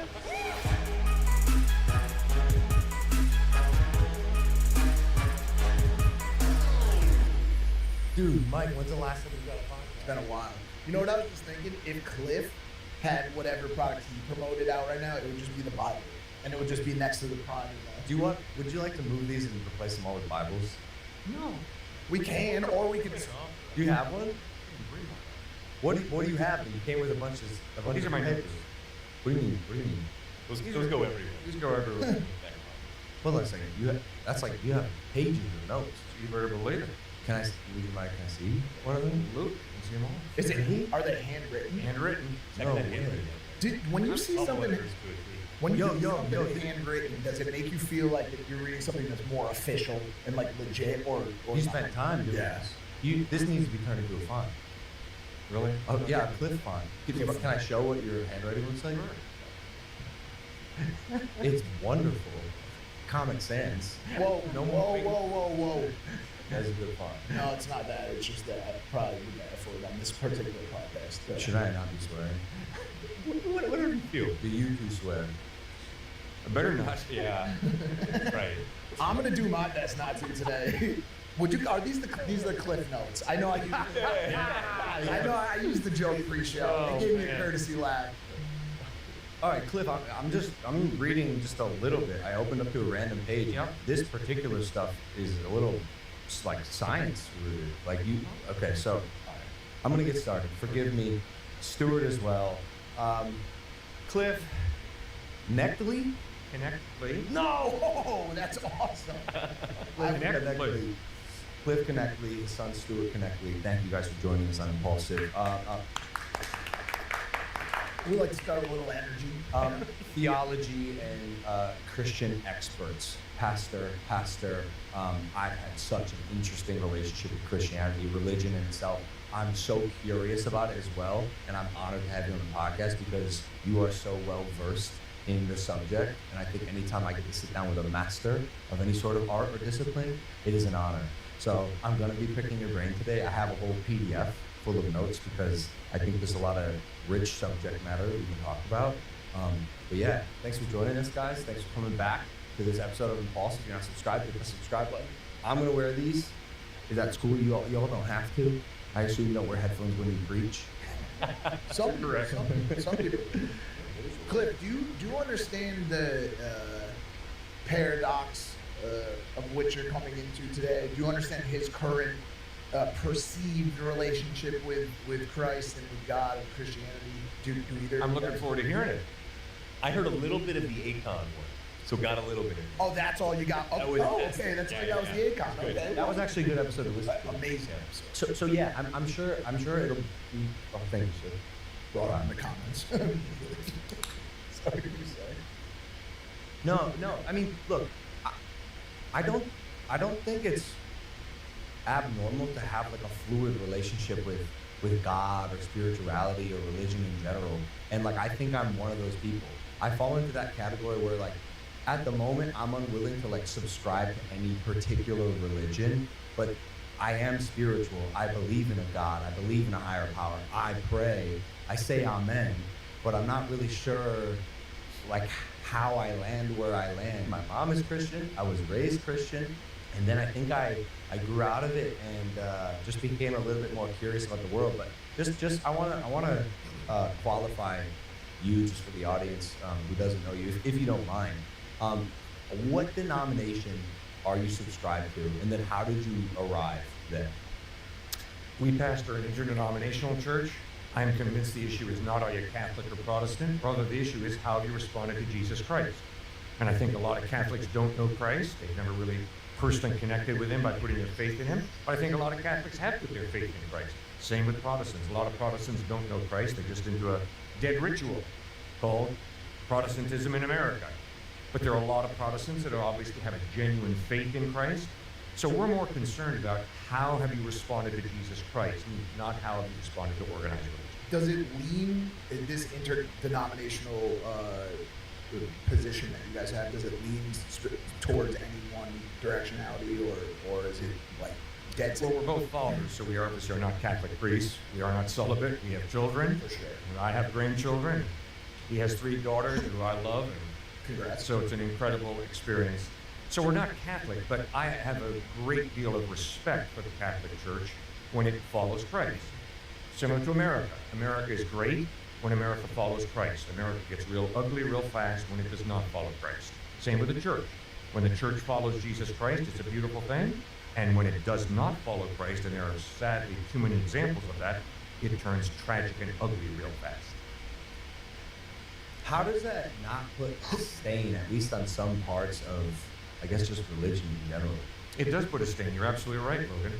But now the challenge is, look at our African American followers of Christ. They have grandparents and great-grandparents who were enslaved by white Christians, unquote. How hypocritical.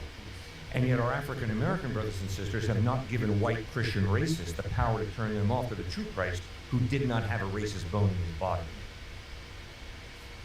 I was going to ask you some questions about those, not to use the word paradox, but paradoxical moments in religion. You're guys are both from Connecticut. We live in Connecticut now. I'm from Connecticut myself. Was in Connecticut when Sandy Hook happened. Mm-hmm. Were you guys also there? Yep. And I was curious. We're kind of going to be all over the place today. It's hard to probably keep a completely linear path, especially running off the 3 hours of sleep that I had on this flight over here today. In a middle-class economy. And we'll get into that. I want to ask you some questions about hell. I want to ask you some questions about hell later, because I believe I was there just a couple hours ago as I was getting battered by bags in the hallway. In those paradoxical moments, like Sandy Hook, or the slave ownership that you talked about, what do you think God is trying to teach us in moments like that, and how, for non-believers who ask, like, how are moments like that even possible in a world where God exists? Great question, Stuart. You know, you got to start with, I have no idea. Any pastor, preacher, spiritual leader who says, oh, here's the answer, you just got to run from them as fast as possible. So you got to start with, I don't know. Secondly, you got to start with, it's a sin issue. You know what I mean? That's got to be up front. If Genesis chapter 3 talks about a great fall and great breakdown, that cracked the door wide open for any type of entropy to occur. Thirdly, I'd go with, well, if there is no God, then there is no ultimate moral obligation. There is no type of immaterial out there. It's just all material. We're like we're sitting on a couch right now. And the immaterial information that we're speaking, well, that's a type of spirituality involved. So what is the alternative is my question. Why is it so wrong if there is no God? Because everybody brings up this word evil with Sandy Hook. Well, that's a religious term. If you don't believe in God, what is evil? That term doesn't even make any sense. You have to have God to have evil because it ushers in moral obligation. This is really right. This is really wrong. Next, I would say that we have a suffering servant. You know, I think you're a Christian, right? Yes. I mean, we worship the only God who claims to suffer with us and historically suffered himself in the worst way imaginable, physically and spiritually on that cross. And then lastly, you know, what are you going to turn to? We're at the beds of those who are suffering all the time. We just had a funeral last night, we performed, and if you're an atheist and you go in there, it's just like, tough luck, you know, life ends, just accept it, naturalize it, it's totally normal. Versus, look, there's eternity out there, and we all want that. Now the question is there evidence for it? Perhaps there is. Have you been ever challenged, because I know you guys go on college campuses a lot, and just open invite to just talk about the Bible. Have you ever been challenged with some sort of scientific explanation about what happens after you die? I have a theory, but I'd like that answer. I'm big on NDEs. I think you're a little slower on near-death experiences. What are NDEs? Is it something you sign so that you can't talk about your experience? Yeah, basically. NDEs. It's so the near-death experiences is you basically pass into unconsciousness, you're flatlined. Yep. But Duke has done this comprehensive study, which is crazy. Like again, I thought NDEs were just ridiculous early on. But now there's like 300 peer-reviewed articles where someone has left their body, they've flatlined, and they've actually gone down the hall and read a medical chart. Then they revive and explain exactly what that chart says. Yep. And this is a Duke. Yep. This is not like, you know, some near-death experiences. Pokey, exactly. Documented near-death experiences that are fascinating, where people often describe a similar experience. What is when you say similar, what is the commonality between the multitudes of those NDEs that have happened? I think the commonality is leaving your body, a floating experience That's typically what they say. That's right? often pleasant, extremely pleasant. Yes. This just sounds Meeting like a light. It just sounds like acid. Right, it does. DMT. Yeah. I had very unpleasant experience. And then there's some type of common agreement over what was seen if two people were in the room. Yeah.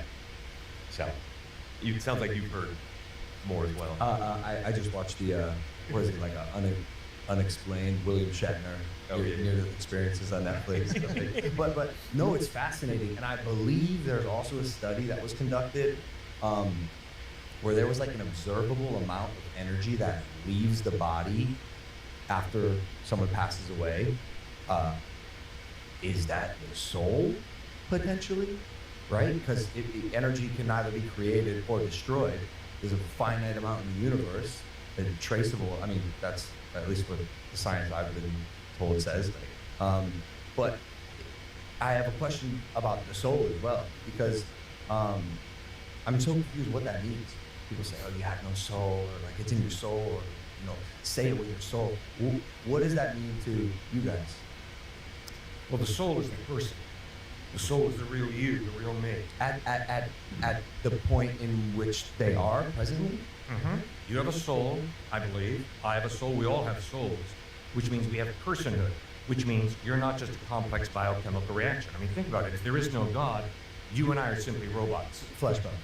Exactly. That's all we are. And it's really fascinating to listen to an atheist, a secularist, a materialist insist, oh, no, there's more to us than that. Really? Sorry. If there is no creator who creates us, then we are matter and energy evolved to a higher order. That's good to hard science, which means there's no soul, there's no you, there's no me. There's a complex chemical reaction in our brains that we call ourselves, but that's an illusion. Because the real you is simply a chemical reaction. Now, my experience of life says that's baloney. My experience of life says there is a real you. That's why I hold you responsible for the way you treat your mother, your friend. Because I don't think you have to do what you do because you've been chemically programmed. Instead, you're a human being created in the image of God with a soul, which means a free will, the ability to love or to hate, the ability to forgive or seek revenge. You have a rational mind. You don't have to think a certain way. You don't have to believe something. You choose to. Well, the only reason why that can be real is if there is more to you than your complex chemical reactions. There's got to be a soul, a you, a me. But a me and a you is partially made up of our human experience. Exactly. So how much does a human experience play into what your soul becomes? You bet. All right, so if my dad would have been an alcoholic, and you ask me, Cliff, why are you an alcoholic? And I say, well, because my dad was an alcoholic. And then I've got 5 younger siblings, none of whom are alcoholics, and you ask them, well, why are you not alcoholics? And they say, because my dad was an alcoholic. See, what we're getting at is, yes, we're all influenced by the environment we grew up in, no question about it. But then we choose what we're going to do with that environment. And I can choose to use my dad being an alcoholic to justify me being an alcoholic, or I can say, you know something? I'm never going to touch a drop of alcohol because my dad was an alcoholic and I saw how destructive it was in his life. So we're still free, although we're influenced by our environment, but we're free. I don't have to love you. I can hate your guts. I don't have to forgive you. I can seek revenge. I don't have to do either. Based on what you guys believe, is the essence of the soul the deciding factor upon whether a person goes to heaven or hell? Or what is the decision? You and I will go to heaven because we choose to live our lives together with God. You're sure about me, bro? Comments are going crazy right now. Jesus promises you, Logan, eternal life if you put your faith in it. Okay. And his resurrection from the dead points to him being reliable. He's not a quack. I mean, if Jesus had said, I'm going to die and then rise from the dead, if he wouldn't have pulled it off, I would not believe it. But the fact that he died and then rose from the dead, historically, is solid evidence that he indeed is reliable. If you die and rise from the dead, I promise to listen very carefully to everything you've ever said. Jesus died, rose from the dead. That's why it's a no-brainer. You've got to take him serious. Look, dude, I've been on the road for ages. My face, my body, I'm a mess. I need to clean things up. Oh, Manscaped's today's sponsor, Mikey. You're in luck. Guys, Father's Day is coming up. If you haven't had a gift yet, got one for you. Today's episode is brought to you by Manscaped. The leaders in below the waist grooming. Maybe your pops has had a bush since the 70s, and that's okay. Our friends at Manscaped have crafted the total package for a special day, whether it's for the boys downstairs, his beard, or even the best pair of underwear out there. Manscaped has his bases covered. Head over to manscaped.com. Get 20% off plus free shipping with the code Logan. From daddy to zaddy, trust Manscaped. My dad, Greg, for example, he's been rocking the beard look for years. Handsome guy. Vin Diesel looking, mother fricker. I swear. The beard trimmer that your dad's been using since you were in grade school, yeah, it probably needs upgrading. Introducing the Beard Hedger Pro Kit, complete beard maintenance kit for all the beard kings. It's all-in-one kit. Comes with the Beard Hedger, Manscaped's most advanced beard trimmer, as well as shampoo, conditioner, oil, balm, and balm for his beard. It also comes with a brush, comb, and scissors so he can style his beard and mustache like the true gentleman he is. And the Shears 3.0 is a 5-piece precision men's nail grooming kit that any father needs to stay on top of his self-care with professional-grade stainless steel tools, size and shape and style for the task at hand. 20% off plus free shipping with the code Logan at manscaped.com. That's 20% off free shipping with the code manscaped.com with the code Logan. Never forget where you came from. You know what I mean? Happy Father's Day. Beyond that prerequisite of acceptance of Christ into your heart and a continued path of following Christ as a way to gain access to the kingdom of heaven, are there any other prerequisites beyond that? Or, on the flip side, what are some ways to get your ticket canceled? I want to talk a little bit about mortal sins today and how forgiveness applies to those. And especially if you guys have any mortal sins that aren't listed. For me, there's a guy on the plane today that was watching YouTube videos with no headphones on full volume. At 6 in the morning. And he was just, he thought it was okay to watch music videos, Latino music videos at 6 in the morning in full volume. In my eyes, you go directly to hell. Like, there's no coming back from that. I walked over, I said, Hermano, this is not okay. They're giving out free headphones. Why are you doing this to me? I feel you're directing this directly at me. So, what are the mortal sins that people have to avoid, or I mean, we know some of them, assuming murder, and I learned about some of this, but refreshing. Yeah, can you list them out? And by the way, mortal sin means if you commit this, you're doomed. You're not. There's no chance. Or is that? When Jesus was dying on the cross, 2 thieves were hung on either side of him. They were criminals. They were guilty. The first thief turns to Jesus and says, "Come on, miracle boy, get us off these crosses, and then based on that, we'll believe in it." Second criminal turns to the first criminal and says, "You fool, we bleed and die here because we deserve it. But this Jesus, he's the innocent, holy, pure Son of God." And the second criminal turns to Jesus and says, "Remember me when you come into your kingdom." Now right there, Jesus' value system is on the line. He could look the guy in the face and said, "Get down off of here, say 12 Hail Marys, work in a soup kitchen, and if you do a good enough job, maybe you'll make it." He didn't say that. Instead, he said, "I tell you the truth, today you'll be with me in paradise." And that's grace. That's amazing grace, God's undeserved offer of forgiveness, his generosity. Now, when you read the Gospels, and I would encourage you guys to read them, Matthew, Mark, Luke, and John, because they're the eyewitness testimonies about Jesus, what you'll notice is Jesus reserved his most scathing words for religious hypocrites. And the reason is because hypocrisy is pretending to be someone I am not. If I say that I believe in Jesus and talk with you about God, and then walk out of here and seek to womanize, you'd point your bony finger in my face and say, "Cliff, you're one flaming hypocrite." And you'd be right. So Jesus points out that I'm not going to heaven because I live a good life. I'm going to heaven because of his grace, his offer of forgiveness. But if my faith in him is genuine, it will be shown the way I love him, honor him, and obey him.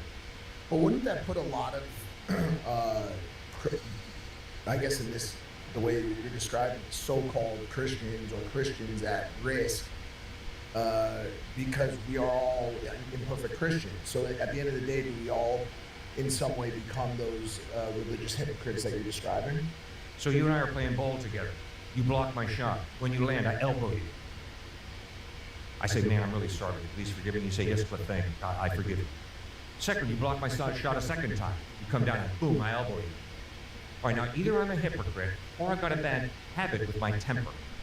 A Christian is someone who has bad habits, and I got a bunch of them. I've had to pray for forgiveness for my pride, for my greed, every day almost. It doesn't mean I'm a hypocrite. It means I got some bad habits. A hypocrite is someone who's playing a game, a stupid game. If I say to you, "I'm sorry for elbowing you, but I can hardly wait to do it again," You don't have to have a PhD in psychology to figure out this is one hypocritical dude. It sounds like intent. Like intent matters. Well put. The heart, exactly. Intent, motive, exactly. Because I've seen basically what you just described, Christians, like, or anyone, pretending to be someone they're not. Like that happens, but I don't know how often it happens where you find someone who's doing it intentionally. Like I know people who, I just think that's just like how they are. They might have a bad temper, they might snap, they might be willing to forgive the next second. But I mean, there's people even just right now parading around on social media, being like bad actors, just not good humans, deceitful, lying, and then they're using Jesus or their beliefs as a crutch to fall back on, and they go from bad to good instantaneously, and people buy it. Where does that person sit in your mind?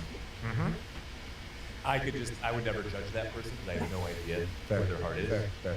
I see their hypocritical living, and yet again, I don't know if they're going to repent later or not and be on the cross easily. So is that a bit of like a cop out? To be honest with you, I wonder if someone can just live a whole life being bad or acting morally, and then at the last second they're on the deathbed and they're like, I accept you, Jesus, and then that's a pass for them.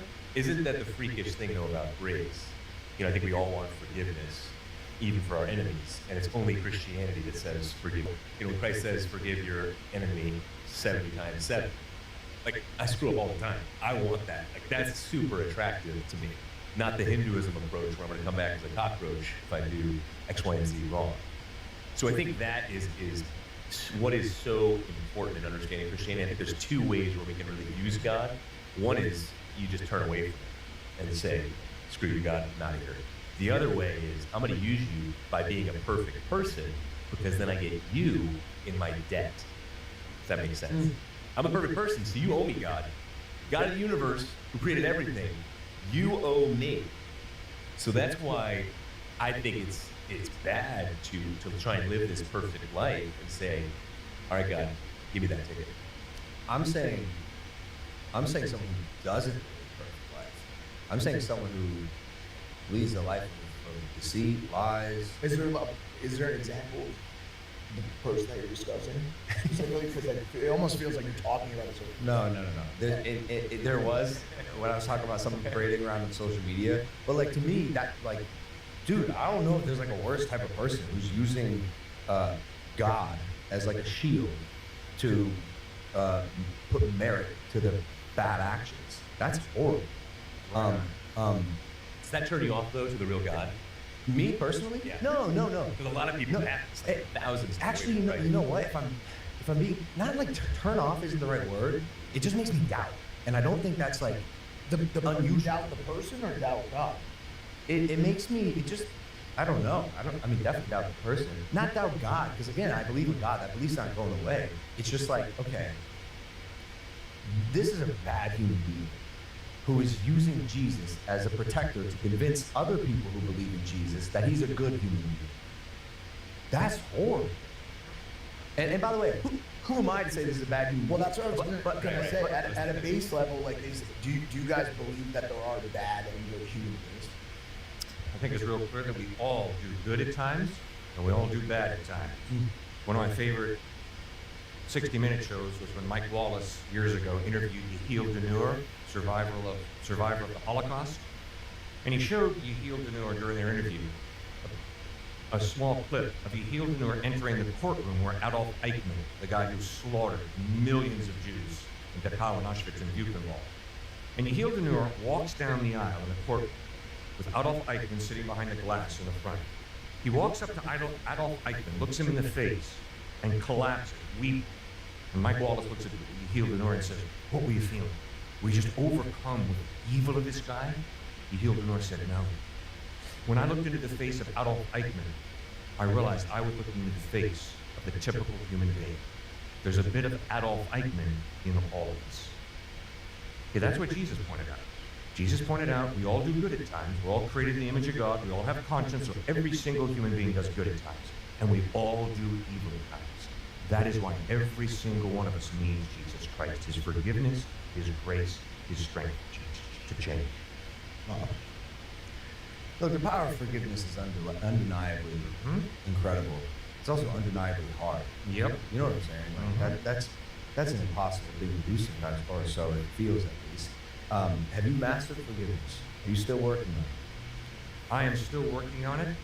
I have discovered that when someone hurts me badly enough, I cannot just forgive them once. Because tomorrow the memory will come back. And I can't believe what they did to me. And I'm going to have to forgive them a second time. And then next week it's going to come back again, and the week after that. So the people who've really hurt me the most in life, I've had to forgive over 100 times. And who are these people? Who are these hurt connect? Why would you ever want to hurt this man? If you're watching this and you've done harm to Cliff or his son, I don't forgive you. I'm still mad too, to be honest with you. I'm mad. I don't even know who you are or what you did, but I'm mad. What are some examples, like, without getting too personal, of the type of forgiveness you got to offer? And how did you get it? I guess one of the first examples is when I went to college, I wanted to play major college basketball. So I went to college that was D1, and I barely made the team. I was the worst player on the team. In fact, when the team went out to play UCLA, the coach came up to me in the locker room before and said, "Cliff, I'm really sorry. There's not a seat on the plane for you." So they left me behind. So that gives you an idea of where I was. Oh, that's horrible. But there was a guy who would stand on the sideline and he would mock me every time I would make a mistake. And to tell you the truth, I tried to love the guy. I really hated his guts. And I tried to love him. I tried to forgive him, but I failed miserably. And it was not until I got to the point in my life where I said, "Jesus, I can't love this guy. I hate him. I need you to give me the strength to change, because I can't stand this guy. He's standing between me and what I want to do most in life at that time, play major college basketball." And Christ did it. He gave me the strength to love a guy who in my own strength, no way was I going to love it. You know what's interesting as well? I think hatred and just like resentment in general, anger is like it's heavy. It's a heavy feeling holding your heart. So I always try to apply like a bit of logic maybe through what I do in my actions, and carrying that around I don't think serves me in a positive way. And so in the hardest moments of my life where I've had to forgive people or move on, besides the fact that I actually looked at Jesus as an example then, because I think he's just a poster child of morality, and like, you know, he did it. One of the hardest moments in my life, I was literally, what would Jesus do here? And it served me very well. But besides that, I don't know if I want to always be moving through life with that anger in my heart, and that's not always easy for me, because like my dad's a fireball. He likes to correct people who wrong him. I'm a fighter at heart, and sometimes I can be vengeful. Sometimes I can want revenge. More so than that, even. I want justice. You know, I want that. No, but seriously, if I could, I would be a vigilante. I would swear to God, I'd put on a cape and run around New York City and just beat up bad guys. But I can't, because it's illegal. But I can hold people accountable to the best of my ability. And it's something I try to do not only for other people who wrong me, but also for myself. I made a huge mistake in 2017. I'm sure you guys know about it. It was in Japan, and like I had to take a serious look at myself in the mirror and decide who I wanted to be and how I became this person who did that thing. And the amount of accountability that I took for that, and the teachings that led me, brought me through, now I carry every day. I think accountability is like a super powerful tool, and I think, you know, religion, specifically Jesus, can help with that. I want to touch on the soul thing really quick, because this has always intrigued me. Okay, so the soul is a person that can be shaped by human experience. So like if you were to like run a simulation of like Cliff, 100 simulations of the life of Cliff in some future distant world, do you become a pastor in all 100 of those simulations? Is every one of those simulations is Cliff a good guy? Especially if the human experience that each Cliff experience or goes through is different. And then does your soul become a different thing? And then also, I asked myself, like, okay, what is the soul? Because you're saying it's shaped by human experience, but like, what about like a baby, or like a child? Like, say a child passes away, and they're like, essentially a blank canvas. What happens to that soul? What if that human hasn't accepted Jesus because he's 4? Well, that's why they baptize babies, right? Well, I'm convinced, though, that babies who die are going to be in heaven. Yeah. Because of the way Jesus treated children. He said, "Let the little children come to me, because such belongs the kingdom of heaven." So God is a compassionate God, and obviously the baby has not sinned. They've not rebelled against God, so I think they're going to be in heaven. But I think you raise a great question when it comes to Cliff. If there were 100 different scenarios over the next 1,000 years of you, would you always become a minister? I don't think so, because that smacks of determinism.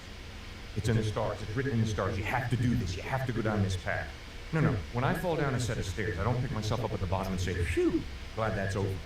No, I pick myself up at the bottom and say, "Idiot, pick up your feet. Don't stumble down the stairs. It's really painful."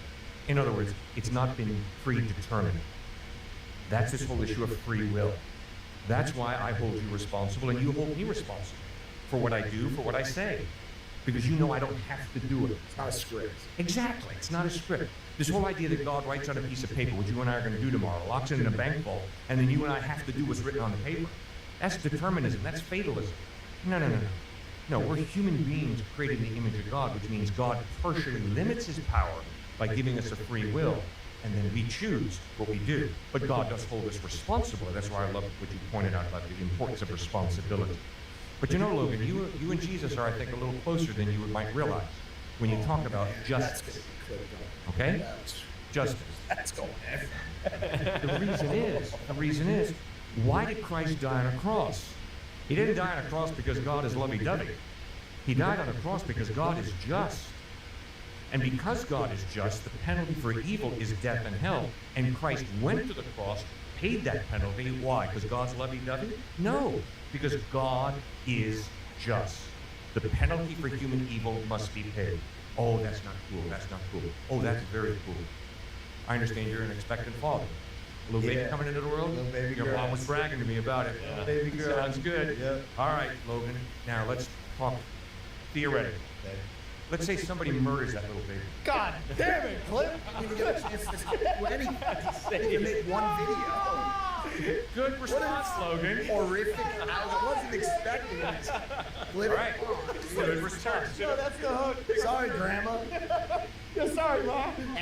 She didn't make it. Damn, dude. Okay, I love your response. Why?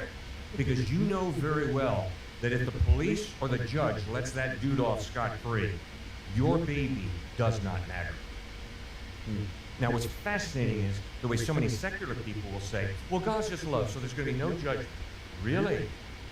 So God doesn't judge the guy who murders my child? That's a clear statement on God's part. Your child, Cliff, does not matter to me. Therefore, I will not judge the guy who murdered your kid. Well, let's get one thing straight. God doesn't care about your kid. Your kid does not matter to God. And that's a lie. Jesus said, no, God does care about every single one of us, which is why when we hurt each other, when we beat each other, when we cut each other off at the knees, God will judge us for that because he loves us, because we matter to him. Does that make any sense? It totally makes sense. But again, it just sounds like intent really matters. It sounds like. But I've also had people tell me in like mistakes that I've made, like sometimes intent doesn't matter. At least in this human world, sometimes your intent doesn't matter. What's that saying? Yeah, pathway to hell is paved with the best intention. Yep. Yeah. So it sounds like God is like a.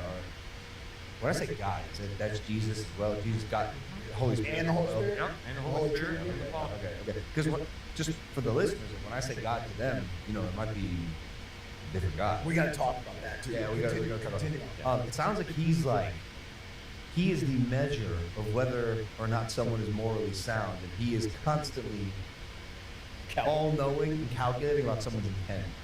So you can't hide from God, essentially. Like if I know I'm playing in the basketball game, like you mentioned earlier, and Mike goes up for a layup, and or he blocks my shot, and he comes down, maybe I don't give him that elbow, but maybe I stick my foot out a little bit later in the game. You know, I know it was in the temple, but That's how my spleen was ruptured when I was 16. So actually, yeah. wow. So what was the person's name?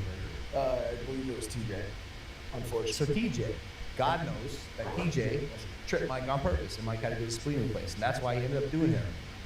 Is TJ being judged by God in that moment, and can he hide his intentions from God? God is watching. God is watching us always. Oh man, that's a really bummer idea. Oh no. God is watching has been one of the most powerful civilizing influences in the world. Because when you live your life understanding God is watching, then you got to ask yourself, should I really do this? Or should I not? I begin to reconsider. I begin to ask myself the difficult ethical question, is this the wisest, best thing to do in this circumstance, or is it not? I ask that question constantly. To a point of obsession. And I get very scared when I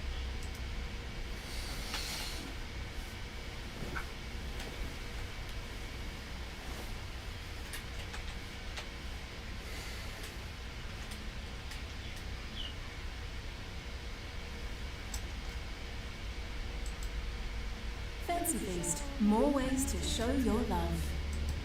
With so many delicious recipes.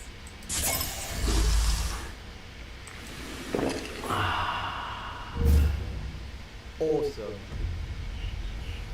Hey, noble ones, welcome back to my channel. This is the Metatron speaking, and YouTube has been pestering me with a specific video recommendation, aka The Survivalist Answers Survival Questions from Twitter, posted 6 months ago on the channel Wired. Now, Wired, oh my gosh, this channel, like literally, they had some really horrible experts that were pushing politics the entire time, even though they were supposed to talk about history. And then they had the Egyptologist that I liked a lot. Where is she? Where the heck is she going? Oh, there she is.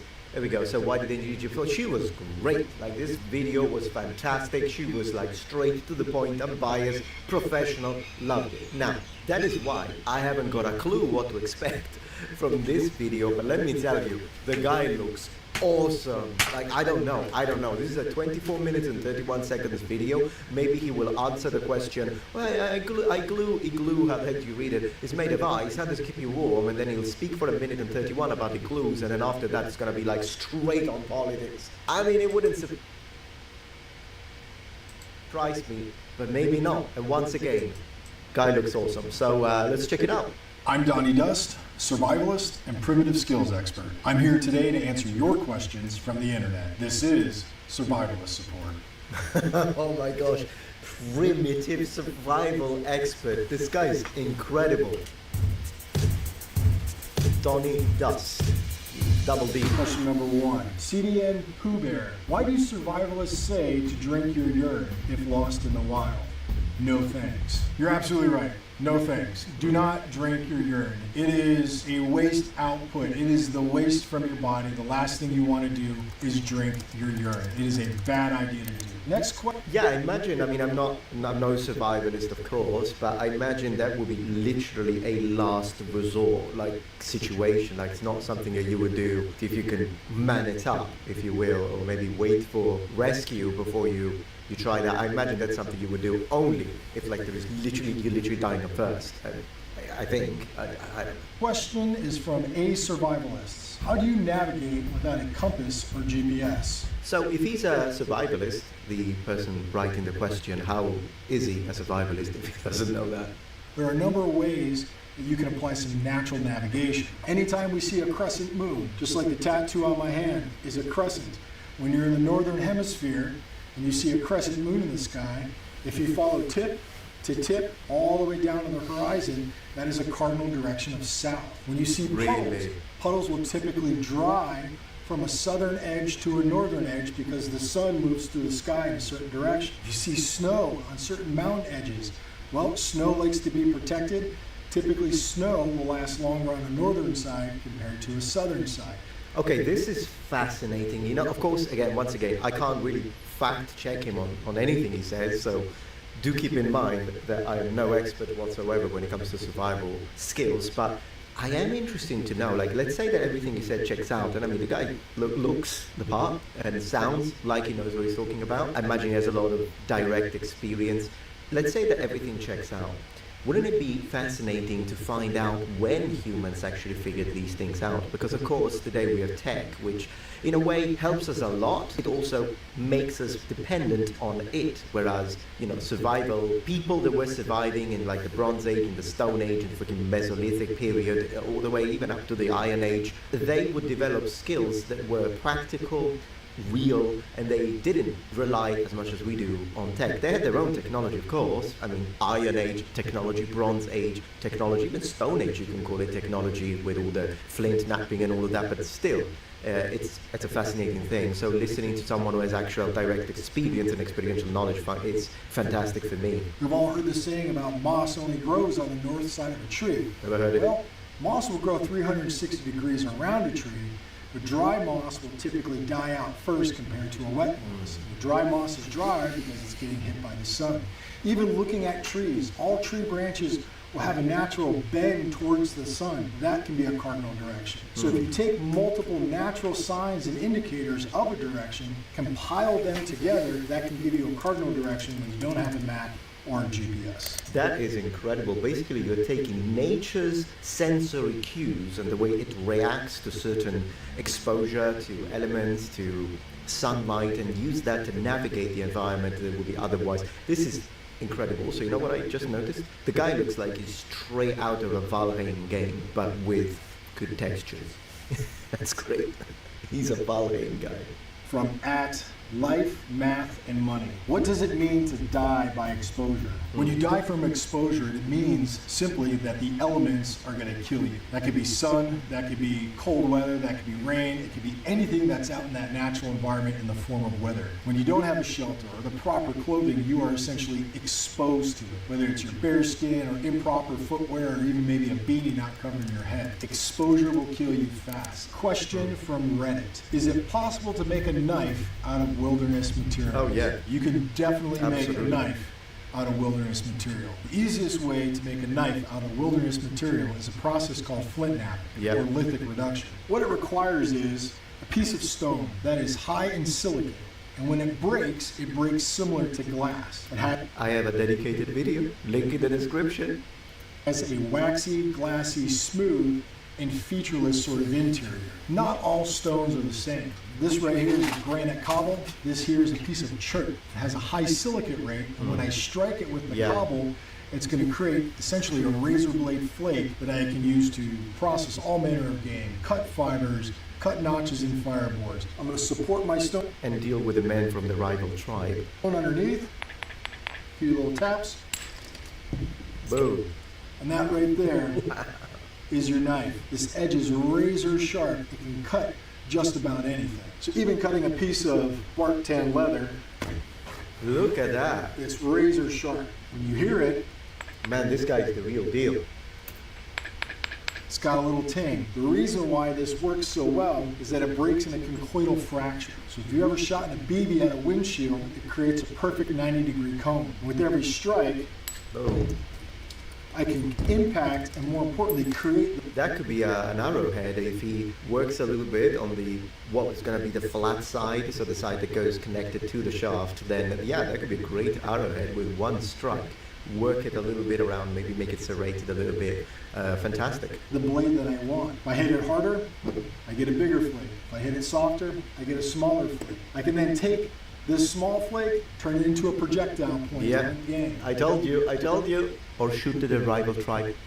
I can take this bigger flake and turn it into a stone knife. Look and at I can use that. for any number of tasks when I'm out in the bush. Yeah, you see how he worked a little bit all around to make it serrated. Once again, stone is a massively broad term. It's an umbrella term, of course, and one thing will be sort of stones that were used, for example, in Mesoamerican civilizations.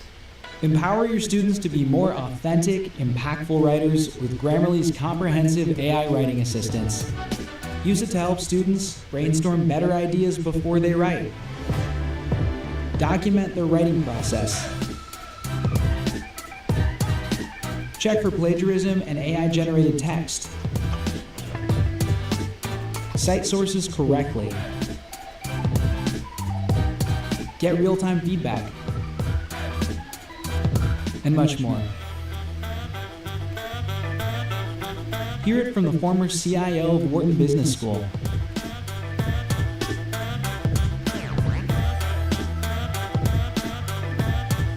It's not just a grammar tool. It's your responsible AI writing assistant for the new era of communication. Download Grammarly for free today.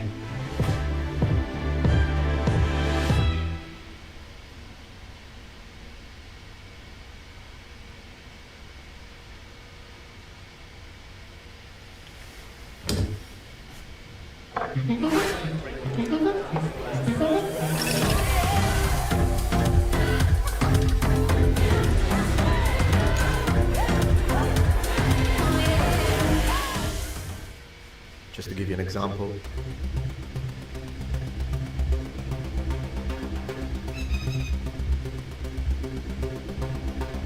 But then again, as I was saying, one of the problems is the fact that every time you strike, particularly when you encounter a bone or if you encounter another stone, it breaks, it chips away with every strike. Or not necessarily every strike, it kind of depends what sort of resistance it encounters. But yes, the durability is one of the problems because its ability to cut, it just demonstrated it, and it was incredible, wasn't it? But due to the fact that it is, as he says, similar to glass, it also has this sort of problem they usually associate with glass, which is the fact that it's brittle.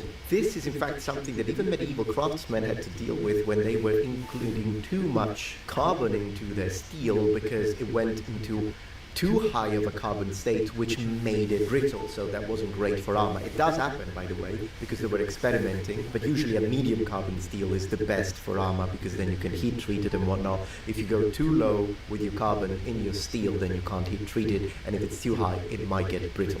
Next question, Cherry C. How does one keep good dental hygiene as a survivalist or primitive survivalist? What I do when I'm out in the bush is I use something called willow. Willow is a plant that typically grows near water. You can take any section of willow at any diameter, and what you're going to want to do is you're going to want to peel the bark off. Don't throw away this bark because this can also be used as aspirin in case you get a headache or you're not feeling so hot. Peel the bark off like a banana, pop it in your mouth, and you chew it with your molars. Huh. You're twisting.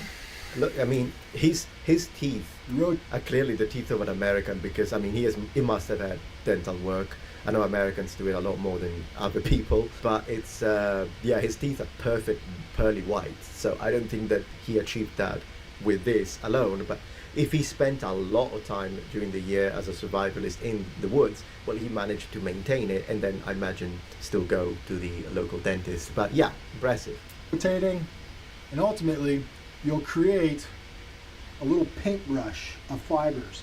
Take those fibers, start scrubbing your teeth. I never bring a toothbrush with me when I know I have willow. Never had a cavity. This question is from On the Gorge. Can you start a campfire without matches or a lighter? On the cavity thing, I'd like to say it's also genetic. The fact that he never had a cavity, I don't know, he said it as a joke, but it might also have to do with that. And once again, I do not believe that this man never went to a dentist. Of course, that's not what he said, but I like him so far very much. And I like the fact that he literally, when he answers a question, he shows you. He doesn't talk theory like me. He actually shows you that's how you do it. Boom. How do you do it? One of the more scientific, or what I like to call high-tech ways, is something called a ferrocerium rod. A ferrocerium rod is a synthetic made rod. It's man-made. You can't find it naturally in the environment. They can reach an excess of around 5,500 degrees. And most fires, like a tinder bundle or even a small little ember, is between 600 and 800 degrees. Another option is through friction. That's my personal favorite. You can use something like a bow drill or a hand drill. And that is where you are using the friction between two different types of wood to create enough heat, more importantly enough dust that has been drilled out from one of the spindles to create a small little ember that you drop into a tinder bundle, blow it into flame, and you got a fire. So I'm going to use this rock as a little platform. And I have some... Oh my gosh, is he gonna make a fire in the studio? I mean, the background looks solid though. I don't know if that's a green screen or if he literally brought with him half his hut, but I love it. I love it. But I can already imagine like the wired employees, the cameraman and whatnot, microphone and sound people getting a little uncomfortable now. Juniper bark. Let me use it as a tinder, and I'm going to rub it between my hands. This is a fibrous bark. What I want to do is I want to create a little bird's nest. I want to try and open these fibers up as much as possible to give them a little bit more surface area. So I wash it over my rock. You can kind of see bark just gently breaking up. I'll put that right on top of my rock like this. Man, this is like dad on steroids, isn't it? Like, you know, when your dad tells you how to do something and then it shows you, like, yeah, let's pin this picture on the wall, but let's do it the right way. Well, this ferro rod and the striker. On my striker, I have a little lip, and it's going to allow me to throw sparks into my tinder bundle. I'm going to take my ferro rod, place it. I imagine people in the Stone Age would have done this with stone, of course. Into my tinder bundle. Whoa. And I'm going to create my fire. Literally, this guy has a success rate of 100%. Everything he does works well. He is awesome. I will repeat this. My type of guy, really, really fun. I would love to spend some time and learn from him. Let it eat the fuel, let it eat the tinder. This is where I would add all my wood, and I've got a fire. So the last form of fire is fire by friction, specifically a bow drill. This is a bow. Yeah, not a green screen, although then again, when it comes to the metal shelves on the right, I would have covered that a little bit with another one of these animal skins, to be honest. But apart from that, this is incredible. Piece of cordage, a spindle, and a hearth board. Spindle. Last, I'm going to have a bearing block, which is a rock with a small little divot to give me downward pressure. I'm going to combine all of these elements together by taking my spindle, putting it between my cordage, and putting my bearing block right on the top. Wow. Start bowing until... Look at that. I get enough heat, rotation, and black dust to create a small ember. Take this coal, drop it in your tinder bundle, blow it into flame, and you've got a fire. Yeah, don't forget your spindle. I swear, this is probably like my favorite episode out of Wired videos. Not that there are that many I like. This is from Ray Klein. You know, beaver fever is a real thing, my dad. Beaver fever is definitely a real thing. The beaver fever is kind of a slang term or kind of a code term for you getting infected by some sort of waterborne pathogen. Giardia, cryptosporidium, and even hepatitis can be found in some sort of natural waters. This is from Joe Patrick, 85. What should you do if a grizzly bear attacks? Yeah, run. If you do find yourself being attacked, the best thing to do is curl up in a ball, protect the back of your I understand, so not run. Don't do what I say, do what this man says. Head and your neck, because that is the kill spot for a grizzly bear. That's where it's going to try and take out its prey by snapping that neck, suffocating it, just doing all sorts of damage to whatever portion of your body is exposed. However, it's more about the prevention of a grizzly bear attacking. Understand what's going on in that natural environment. Is it a calving season? Are the fish running? Is it the time right before these bears are getting ready to den up and they're very hungry and they're kind of aggressive? Understand that environment and the factors that could attribute to a grizzly bear attack, and ultimately you can reduce it. If there is a chance that a bear is running at you and he's coming full steam ahead, most bear attacks are something called bluff charges. They're looking to scare you off or looking to scare you out of an area. It doesn't mean they're going to come full force and start taking you down and tearing you to pieces. They're just bluffing. But that bluff can be very, very close. The best thing that you can do to let those animals know you're in the environment is to be loud, to be kind of in their vision, if you will. And their first vision is really smell. So if they can smell you coming, they can hear you coming, they're ultimately going to kind of flee that area. Bear spray is an option. Carrying some bells around your dog's neck or even around your own wrists or ankles will give just enough sound to let those predators know that you're in the area and you really don't want to be messed with. Next. That's fascinating. I wonder, when it comes to the stopping power of firearms, because he spoke about, of course, the bear spray, I think he called it, and all that kind of stuff. And of course, if you can avoid injuring or killing an animal for no reason, then I think that that's great. At the end of the day, though, if, let's imagine that, I don't know, I don't have the bear spray, or it's gone, or it didn't work, or it just, whatever, and I have a firearm. How effective would firearms be at stopping a grizzly bear?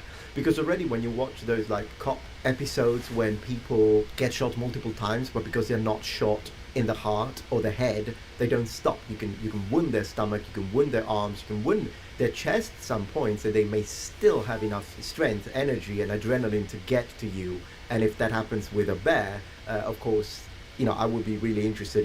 Clearly some of these people that resist and take more shots to be stopped may have to do with substances in their blood, clearly. But then again, I think sometimes we overestimate the stopping power of some firearms over others because of the fact that in games and movies, usually one shot and drop. But the reality of fact is, particularly in a situation of a real attack and life or death scenario, combat scenario, adrenaline does really, really work. And unless you hit in a really critical area of the body, the attacker will not stop, which is why oftentimes cops have to shoot multiple times. I wonder how that would work. Like, is that like a 10 times fold with a grizzly bear? Like, what should I do? Should I try and... Because usually I would always say center of mass, shoot center of mass, but with a bear, how many times do I need to shoot that center of mass to stop it? So that would be interesting to know. Of course, maybe I have a shotgun, pretty different. Question, why are there so many types of knots? Yeah. There are hundreds and hundreds and hundreds of knots. But I will say this, there's only really kind of, in my mind, 4 categories of knots. It's an end of the rope knot, a middle of the rope knot, an anchor knot, and then a knot that would join 2 ropes together. The end of the rope knot can also serve as an anchor knot. Something like a bow line allows me to take a piece of material, the rope, and create a knot at the end that can be used for any number of things. Whether I got to hook some sort of carabiner on here, throw this over a tree, and then lower a bag of food to protect myself from bears. But this right here is a knot that goes at the end of my rope. More importantly, this is something I could use to rappel out of a helo or rappel off the side of a cliff. A middle of the rope knot is where I need to put a knot in the middle of the rope. Even doing something like a butterfly or an alpine hitch allows me to take my knot and put it in the middle. I could have somebody tied off to this side, somebody clipped in here, and somebody trailing off to this side. The last knot, when I'm going to connect 2 pieces of cordage together, something like a square knot, allows me to take 2 ends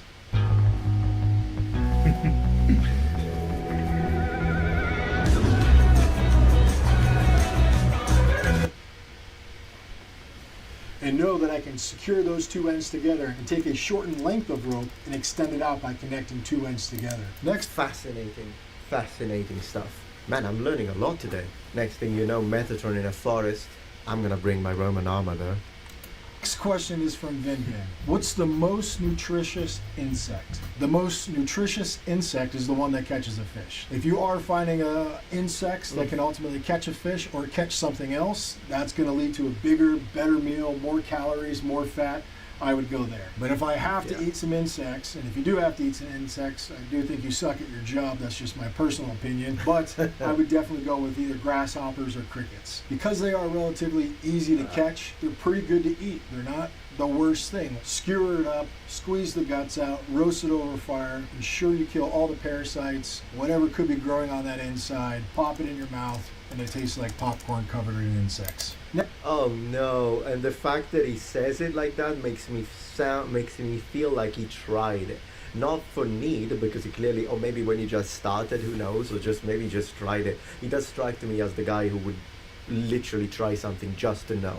So, oh goodness gracious. No, thank you. Next question is from Unstable Employee. Does anyone know the best way to sharpen a machete? There's a lot of different ways you can sharpen a machete, and it's very similar to sharpening a knife. My time in the jungles in Central America and in the Amazon, my favorite thing to use was a rotten log with a handful of sand, and I'd run that machete right back and forth across it, creating a new edge, allowing me to chop. Next, I thought he was going to say a stone, like with water, but I imagine he's just trying to discuss situation when you don't have the regular stuff that you would use, and then how are you going to make do?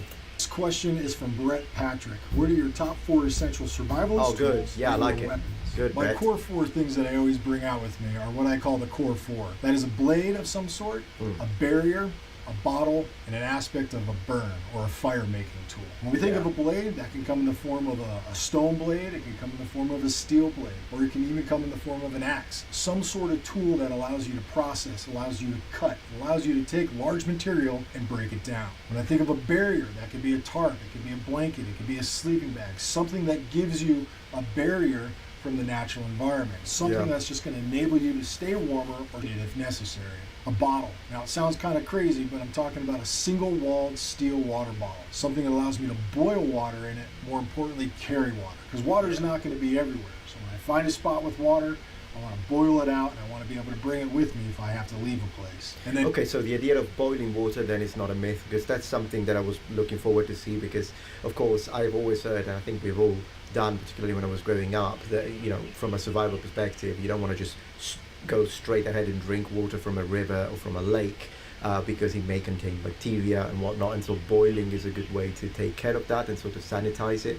But I didn't know if that was real, because I didn't actually. These days, what you hear on the internet, what you hear on TV, you've got to question everything, because a lot of people speak without knowing, which is why I kind of wanted to create the little disclaimer at the beginning of this video where I said I'm not an expert, so I haven't got a clue. But I like that he is mentioning boiling the water, which kind of suggests to me that then there is some truth to the concept of boiling water to make it safe for drinking. And of course I don't know if that would work on any water. I would still not drink the water from a swamp even if I'm boiling it, unless I'm completely desperate, I suppose. But yeah, fascinating stuff. And fire.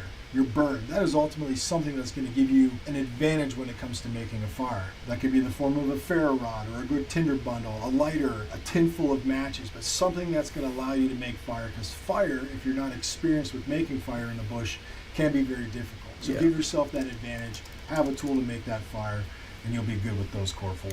I would pay money to watch him play Valheim. I would. This is from Question Answers. Is the water in a wilderness lake drinkable or not? Let's go. Yes, all water in lakes, streams, rivers, and ponds are drinkable. However, you need to purify that water. Yeah. And I'm not talking about filtering. There's a difference between filtering water and purifying water. When you filter water, you're going to remove the particulates, the grasses, the leaves, a little bit of dirt and debris. When you purify the water, you're ultimately killing all of the bacteria, any little nasty things that could be living in that water. The easiest way to do this is boiling water. If you don't have the means of boiling water, a filter is a great option. A filter that is a commercial grade filter that will remove not only the particulates, but the Giardia, the Cryptosporidium, the beaver fever, if you will. It's going to remove all of those pathogens from the water, making it safe to drink. Fantastic. Next question from Dat Hutch Touch 9. How would you guys go about washing/cleaning your clothes in the wild? Anytime I catch fish or process any game, I always wash my clothes. I don't want that smell, I don't want that oil, I don't want that fat on my clothes. It's going to attract bears, all sorts of little vermin. You want to avoid that. Strip yourself down, find a stream, grab a handful of sand or a coarse rock, and work it into that clothing fiber. You're looking to exfoliate all of that kind of saturated stuff that's on the clothing. Scrub it out, wash, rinse, repeat. Do that 2 or 3 times, air dry them out. You'll definitely be good to go. But if you do want something that has a little bit more of like antibacterial fighting, or something that's more soapy, there are plants, something like a yucca or something like a sage that you can incorporate into that wash and get them a little bit cleaner, smelling a little bit fresher. Take that yucca root, smash it up. It's going to have a lot of saponins in it, and it's going to be kind of a sudsy material. Sage, stick it in your pockets, wash it with that sand, that coarse rock in a stream, and you're going to make your clothes a little bit fresher. You know, if something happens, I don't know what sort of weapons World War III will be fought with, but I know that World War IV will be fought with stones and sticks. There's this interesting quote, well, this guy is going to be okay. Like, this guy, no matter what happens, it's like, oh my gosh, there was a detonation or what have you, and now, you know, supermarkets have been looted, there's nothing. But this guy is fine. That's why I always respect preppers. You know how people make fun of those types that are like, no, I want to have 6 months or a year of food, and I want to know how to do stuff, and it's stupid to make fun of them, because you never know. And you know, it's good to learn skills. It's good to learn skills, because you can try and make as much money as you want, but if the economy goes down, then and money's worth nothing, then, which could absolutely happen, not very likely, but it can happen, then what you're gonna do with your dollars? You're gonna eat them? On the other hand, this guy has valuable skills that can allow him to survive. Of course, he's doing it because he finds it fun, and also he's having a great time. That already, I mean, laugh at the man all you want. We all have hobbies, and we all take time to do stuff that is not needed. And this guy is not only spending time doing what he loves, and which, I mean, props to you. But then again, he also is learning skills that you never know. Next question is from Quora. How do you treat common injuries or illness in the wild? Mostly weeds, all the stuff you pick out of your yards, those are some of the most beneficial for you. Even something like stinging nettle. Stinging nettle will sting you. And what do you do with stinging nettle to get rid of that sting? Take that same leaf that stung you, roll it up in your fingers, spit in your hand, make a little spit poultice, and scrub those little needles out of your hand, and you'll ease that pain. Something as simple as dandelion root, something as simple as yarrow, all those things can kill infections, can kill bacteria inside of you. So the medicinal plants, it takes years of knowledge, a lot of experience to really get to know them. But once you do know them, there's endless opportunities. Most of the medicines that we have today typically derive from some sort of plant-based medicine. You know what that reminds me is the fact that, of course, today we have biology centers and a medicinal understanding of the science behind all of the stuff that we take. But then again, a lot of the modern things that we take have side effects, some of which can be really, really bad. So there are situations like, and this comes from someone who unfortunately tends to suffer from headaches, and I take ibuprofen every time, and probably too much, in fact. But then again, there are medicines that we take that are so strong that really you cure something and break something else, or could potentially break something else. When it comes to the ancients, even ancient Rome or the medieval period, which we always tend to look at and be like, oh, you didn't have our modern medicine and understanding. Well, with all of our modern understanding, we still smoke, we still eat garbage. In fact, if anything, our food is much worse than the food they had. So yeah, good for you. You have that knowledge. You certainly don't use it, do you? And then when it comes to medicine, yeah, I mean, all of the plants and these things that the ancient would have known, sometimes they misunderstood some processes. Sometimes some of the remedies that they used didn't work. Maybe they had a placebo effect. But oftentimes they did, and they worked with what they had, but then again, they were very, very knowledgeable. And as you see, and that's, I think, the key difference between an ancient person and a modern person. When an ancient person is taking a certain plants, certain roots, they know exactly what they're doing and why they're doing it. They may not know the molecular aspects of it or at an atomic level, but they do know cause and effect and cause a link. When it comes to me as a modern person, because I'm not educated in medicine, and of course doctors represent just a small percentage worldwide of the population, but the average Joe like me, or the average Metatron like me, when I take a medicine, I haven't got a clue, nothing. I just know that I take that, drink it with water, don't drink it with alcohol. That's as much as I know. Does anyone know how to catch a rabbit? How do I make a trap? How do I bait it? What to bait it with?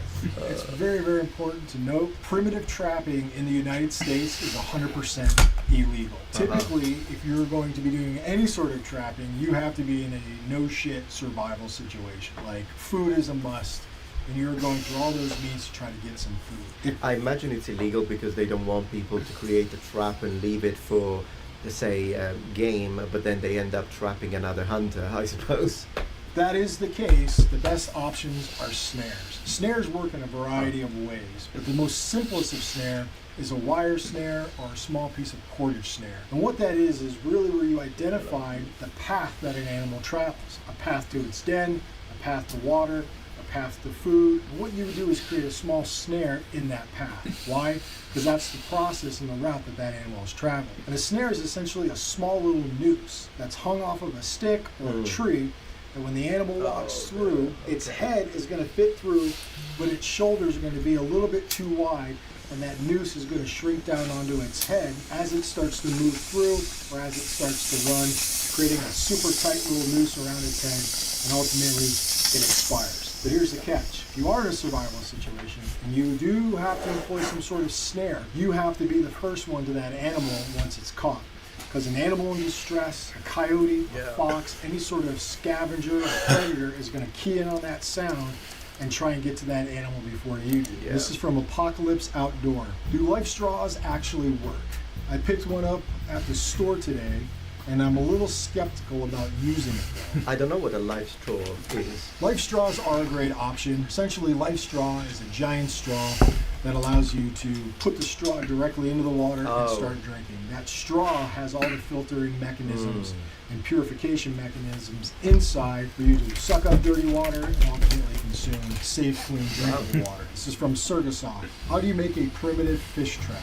Primitive fish traps are a very popular way to catch fish. The reason why is a passive means of acquiring food. Yeah. A passive means, like a fish trap, allows you to be doing something else while it's working for you. Now there's a variety of fish traps, from basket traps to fish weirs to even spring pole snares that will trigger when a fish takes the bait. Oh yeah, I know. I've used the moves in Conan Exile.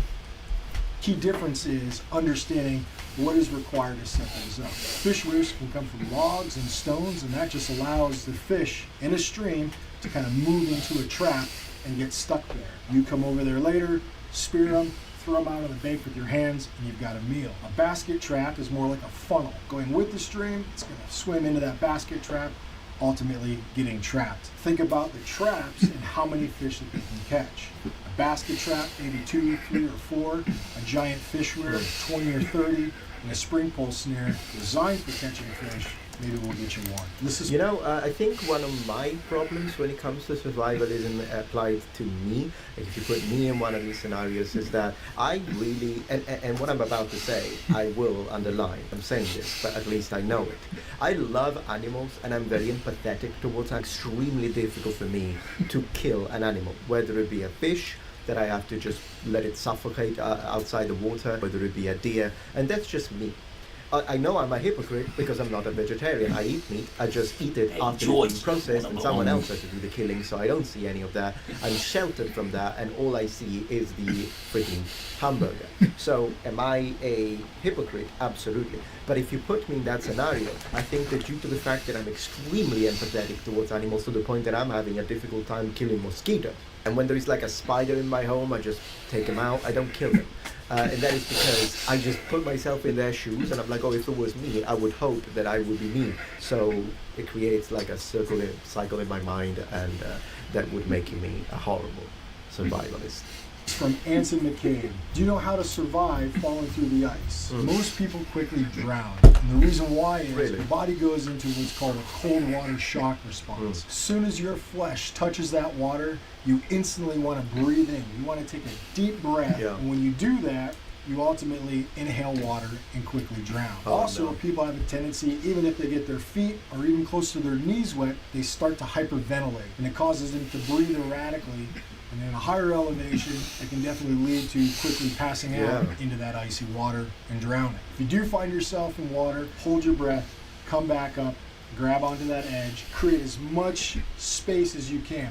Spread your body weight out and crawl across that ice until you can get to a piece of solid ground. Strip all your clothes off and try to create a fire. Take anything that's dry, maybe somebody else has some clothing, but you need to start re-warming yourself. If you have none of those things, exercise, running in place, jumping jacks, push-ups, whatever you can do to keep your body core temperature at a much higher level. Yeah, otherwise you'll end up with hypothermia. Next question is from Tyler Arbuckle. If an igloo is made of ice, how does it keep you warm? Yeah, how? An igloo isn't technically made out of ice. It's made out of snow, and it's made out of kind of a specific type of snow, a highly compacted snow. More importantly, snow is mostly air, if you really think about it. So essentially that snow is a great thermal layer, being that it's mostly air. Once you create that igloo shape and you crawl inside of it, your body heat will ultimately heat up that entire igloo. A lot of the igloos you see on YouTube and different survival shows aren't really the 100% authentic igloos. Most Inuit, most Nunavut, or Eskimo igloos you would come across were typically lined with animal skins, seal skins and caribou skins to be exact. Makes sense, and they were typically heated by something called a kudlik, which is a small oil lamp, essentially seal oil or seal fat. That small kudlik heating the inside of the igloo along with the animal skins creates a pretty warm shelter. Next. Yeah, if you had asked me to draw an igloo, I'm glad you corrected my pronunciation there, I would have made like little bricks of ice. It's probably because that's how we see it in cartoons, and maybe sometimes games too, so it's nice to know that that was in fact incorrect. This guy's legit. Question is from Nicole Appelian. Shelter is key to survival in the wilderness. If you're in a pinch, an old cedar stump can make a great shelter from the elements. What are some other possible natural shelters you may find in the wilderness? A free shelter is always the best shelter. Caves, a cave, yeah, rock I was gonna overhangs, say. large boulder fields where you have fixed, immovable boulders, All of those can create a barrier from the wind or any of the elements. More importantly, it doesn't require you to make anything or to craft anything or cut anything down. If it's there and it's safe to be in there, that's a great shelter. Yeah, and then you can, if you have time, you can upgrade your abode into a log cabin. Oh, I bet this guy can make a killer log cabin. Next question is from Willy Wonka the Fearful. When backpacking alone, how do you combat loneliness? Loneliness is definitely a factor. And I believe there's been some studies proving that about 3 months completely isolated and alone can lead to all sorts of mental issues. That's interesting. I would say 1 month on social media reading all of the political stuff and battles and toxic people around will achieve just that as well, but in a month instead of 3. We are primates, and we typically like to stay together in small groups and small little bands, but to combat loneliness, you have to stay active, you have to stay busy. You always have to think about how can I improve upon my current situation. If I have a shelter, I have a fire, I have a sustainable source of food, how can I make that better? Keeping your mind occupied will ultimately help you battle out some of that loneliness. Yeah. Next question is from Tony Mahorovich. TV show, Vegetarian Survivalist. 10 vegetarians/vegans are dropped into the wilderness. Who will be the last plant-based eater to survive? Who will succumb to hunger for the flesh? That's an interesting TV show, to be honest with you. Yeah. But here's a fun fact. I was a vegan for 1.5 years based on a dare. A buddy of mine dared me to only eat plant-based sort of materials for about 90 days. I said, sure, why not? But the one thing it taught me was the plants I could eat in the bush. And let me tell you, there's tons of them. Plants, berries, roots, you name it, there's a variety of food options out there. Are they as calorically high compared to eating a squirrel or a possum or some sort of deer? Absolutely not. But it will keep you alive. It will keep you fed. Maybe like legumes would help with that because of the protein intake. Because I imagine if you just eat plant, that would be one of the deficits unless you insert something like legumes. Not an expert on nutrition, of course. I'm just speculating. This question is from Brilliant Ratio 2412. What are the best animals to eat that are safest to consume in the wild with no parasites that you Good get? question. Not all animals have parasites. It's kind of a myth. There are certain animals that are scavengers or eat dead things are more likely to have parasites and have different sort of bacteria on their flesh, in their flesh, or on their fur. You want to avoid those, but squirrels, rabbits, possum, elk, deer, moose, all those sort of things are very safe to eat. This is from History TV Canada. If you were a contestant on Alone and you could only bring one item with you, what item would you bring?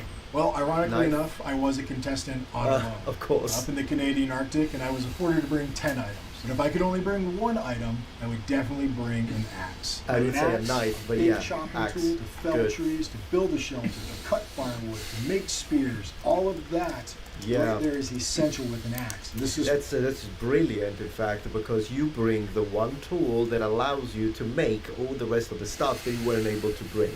Genius. From Reddit Ask. If you got lost hiking, what's your best survival advice? If you're ever lost when you're hiking, you hear a lot of people say you should stay in place. And I agree to that to a certain point. What if you're on the side of a cliff or you're hanging on the edge of a floodplain? The most important thing when you are lost is get to a safe location where you can find some form of shelter and then stay put. Once you're in that stay put situation, you need to start thinking about how I can signal for help. And how you signal for help is anything that's going to give you contrasting colors, movement, and anything that's extremely loud. So a whistle, maybe waving a jacket high over your head, the movement, the color, and the sound will ultimately allow a search and rescue, a rescue plane, any other additional hikers find you when you're lost in the bush. That's all the questions I have received from the internet. I hope you learned something. Oh yeah. And I'll see you in the bush. He's the man. You're the man, sir.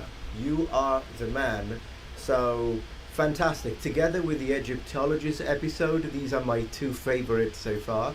And I really liked it. So let me give it a like. And thank you very much, Noble Ones, for watching this, of course, with me. I hope that we all learned something. And if you ever end up in a forest alone, well, hopefully your chances of surviving have just improved a little bit.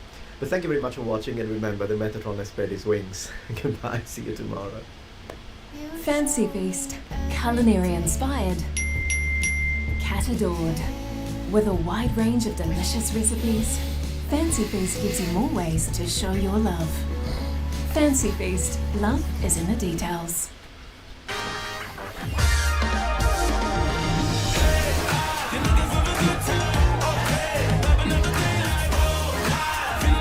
Keep the good times rolling.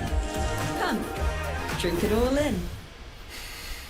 Hello number ones, welcome back to my channel. This is the Metatron speaking. Thank you so much for stopping by. Today we are talking about the top 10, actually no, the top 11, sorry I just couldn't make my mind. The top 11 most effective and better designed helmets in history. Mobility, ability to breathe, ability to hear, vision, overheating, all of these things need to be taken into consideration. So let's get to it. Alright, at number 11 we are looking at the Roman Montefortino helmet. Now this was a very popular helmet and it was used for a very long time by mostly the Roman Republic but also the Roman Empire, contrary to what a lot of people think. It was designed and created during the Republic and it was mostly made of bronze, although generally speaking copper alloy, as it is probable that some helmets would have been made of something closer to brass. But still bronze would have been the most common alloy. Now the helmet is good because it protects your head, but it also allows you to breathe. It avoids overheating and your hearing is not impaired. Now on the other side of the continent, still scoring at number 11, we also have a very similar design in China during the Warring State. So the sort of Warring State bronze helmet. Very similar, so they share number 11. At number 10, we have the Roman Chorus. So again, we are in Roman times, but the helmet now, it's starting to cover more of the wearer's head. So increased protection, but still pretty good. Mobility, ability to breathe, and vision, those haven't changed. These were also copper alloy. I would like to put as well the Illyrian type helmet, which is a Greek kind of helmet, together with the Roman Chorus, so still the number 10. The Illyrian was a very old design. We're talking about 8th century BC. It wouldn't really be better than the Montefortino in my opinion, but in its later versions, it would also cover the entire head and the neck. That's why it scores at number 10, considering the later versions. At number 9, we've got again a Greek helmet, and this time it's the Corinthian helmet. Now I really like the Corinthian style, but this is again personal preference. I think it's kind of difficult to choose between the Roman Chorus and the Corinthian helmet, and the only reason why I'm putting it here is because of the extra protection that the helmet gives to your face. The Romans were aware of this kind of design and still chose to go with a different, more open version. So consider this placement with a pinch of salt. But at number 8 we go again back to the Romans, and this time it's the Imperial Gallic, specifically type H. With number 11, 10 and 9, these are very close calls, but with number 8 I believe we have a real improvement. By this time the Romans had mastered iron working, so these helmets were mostly made of iron. First and foremost, the helmet is better shaped. It protects even more as it extends behind the neck, which the Romans understood was an area that in a very close quarter combat situation with big shields would be targeted a lot. Also some variations of the Imperial Gallic have reinforcements both in the brow and the front, namely the brim, but also on the top sometimes with cross sections. At number 7 we are already entering the Middle Ages. Now we've got the conical helmet or nasal helm with mail coif. These two should be joined. Already we are in the 11th century, for example, the Normans, Battle of Hastings, 1066. We see a lot of these helmets and they continue to be used for quite a bit of time before they start to become old-fashioned and they are substituted by better helmets, which we will see on this list. The helmet is good because it has a conical shape which helps deflecting blows. It protects the center of your face, and paired together with a mail coif it provides very good protection. Now if this was without the mail coif then it would be a different situation, but considering them conjuncted as we normally see them used anyways, then this is an excellent and multi-layered defense system. It definitely earns number 7. Now at number 6 we are still in the Middle Ages and we are looking at the kettle hat, of which I have a very nice replica here that I'd like to show you. Kettle hats, there are quite a lot of versions. Some have longer and bigger brims and some have got smaller profiles, like for example the one that I own. But the kettle hat is a good helmet for quite a lot of reasons. Reason number 1, it protects the upper part of the head, which is where most attacks will come naturally, and the brim allows to cover part of the face without having to actually cover it, physically cover it. The extending brim would block attacks that could otherwise reach the face. Now these helmets of course allow you to breathe, they still give you excellent visibility, and in the same point point of this list, still number 6, we've got the sort of helmets used by the Song and Yuan dynasties in China, which really looked like kettle hats anyway, so this is not peculiar or specific to Europe. Now for number 5, we're still in Asia, in the Far East, and we're looking at the samurai helmet, or the kabuto. Now there are a lot of versions. Personally, my favorite, and I've tried and owned quite a few, protects you, and it's very movable because of the fact that it has lots of different layers, as you can see, particularly on the back. It protects the sides very well. Yes, you can wear a mask with it. I'm not really sure about the actual protective capabilities of the mask. It's very well made, and these helmets were made of metal. Very important to say. Again, iron for the high end, you have steel, and in China for the Jin dynasty. We also have a very similar helmet, similar to the samurai style, so I'd like to mention that one too, since normally Chinese helmets are not as famous, but there are a lot.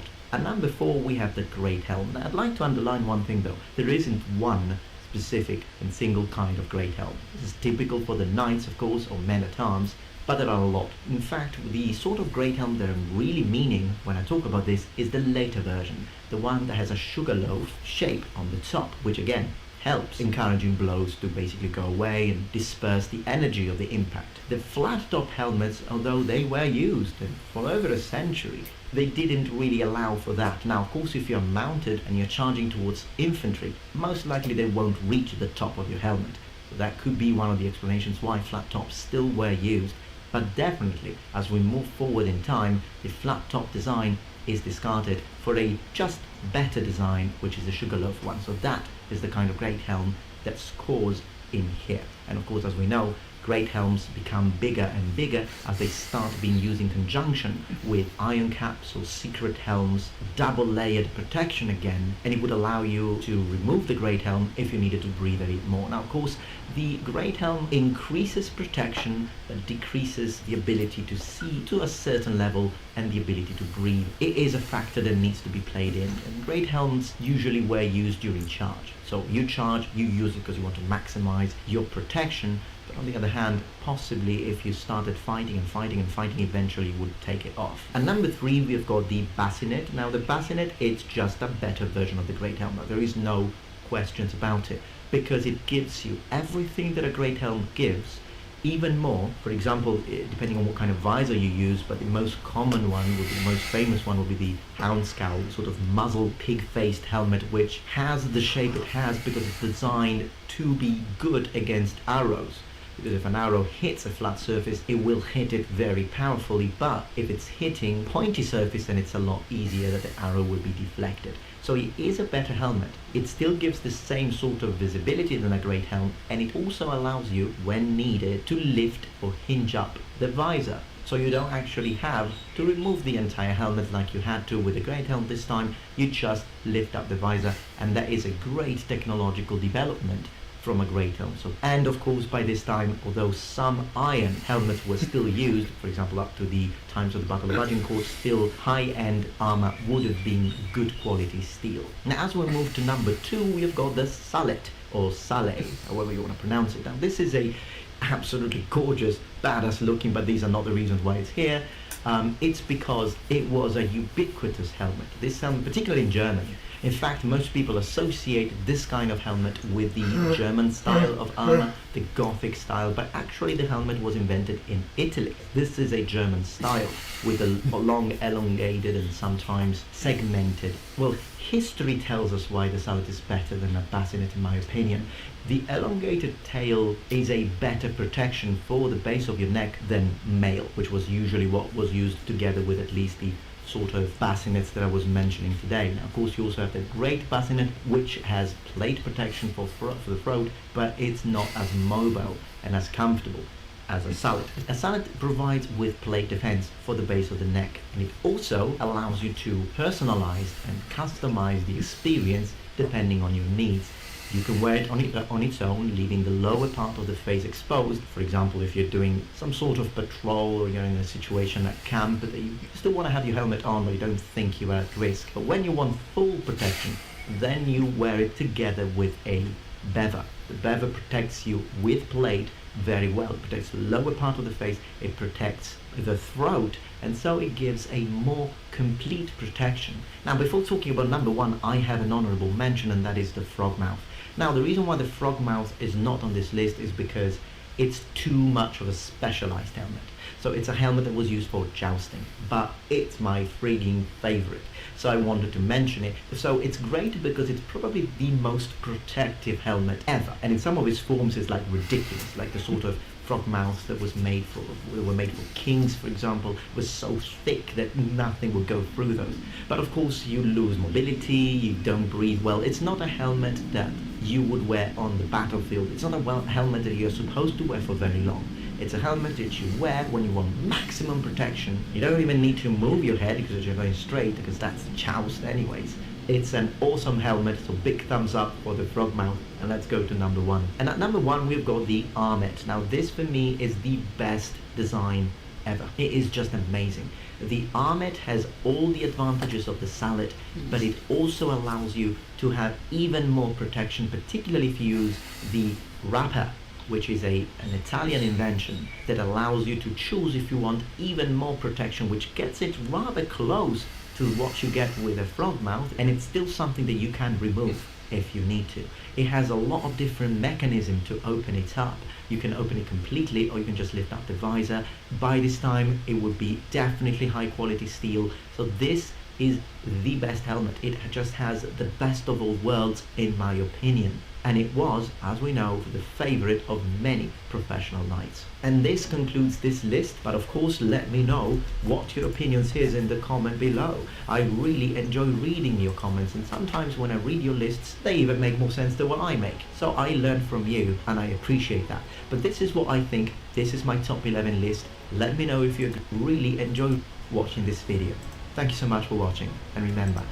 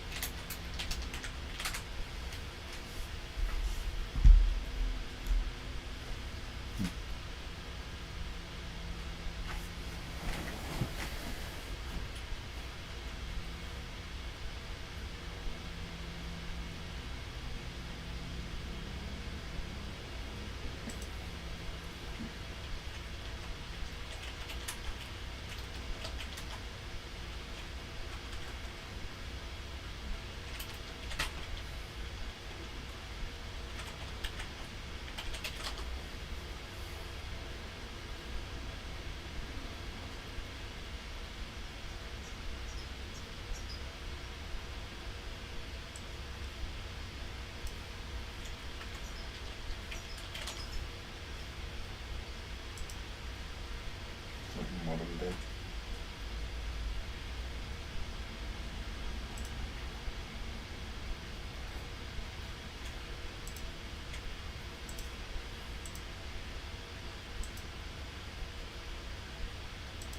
Oh, it's literally in cotton or wood.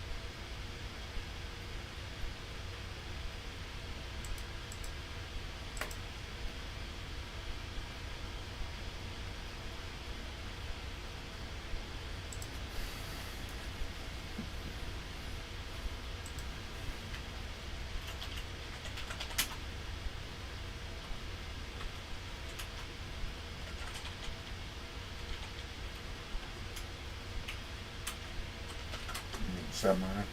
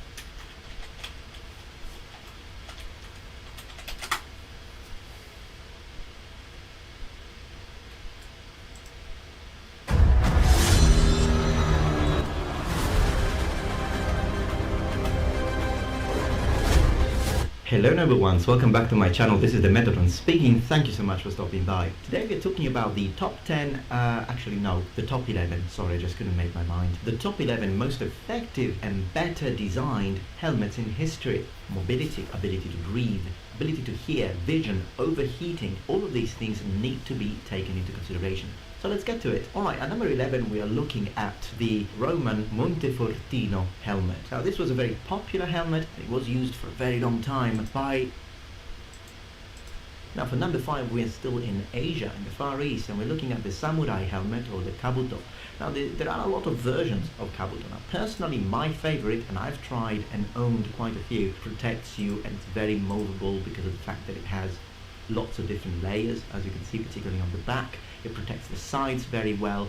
Yes, you can wear a mask with it. I'm not really sure about the actual protective capabilities of the mask. It's very well made, and these helmets were made of metal. Very important to say. Again, iron for the high end, you have steel, and in China for the Jin dynasty. We also have a very similar helmet, similar to the samurai style, so I'd like to mention that one too, since normally Chinese helmets are not as famous, but there are a lot.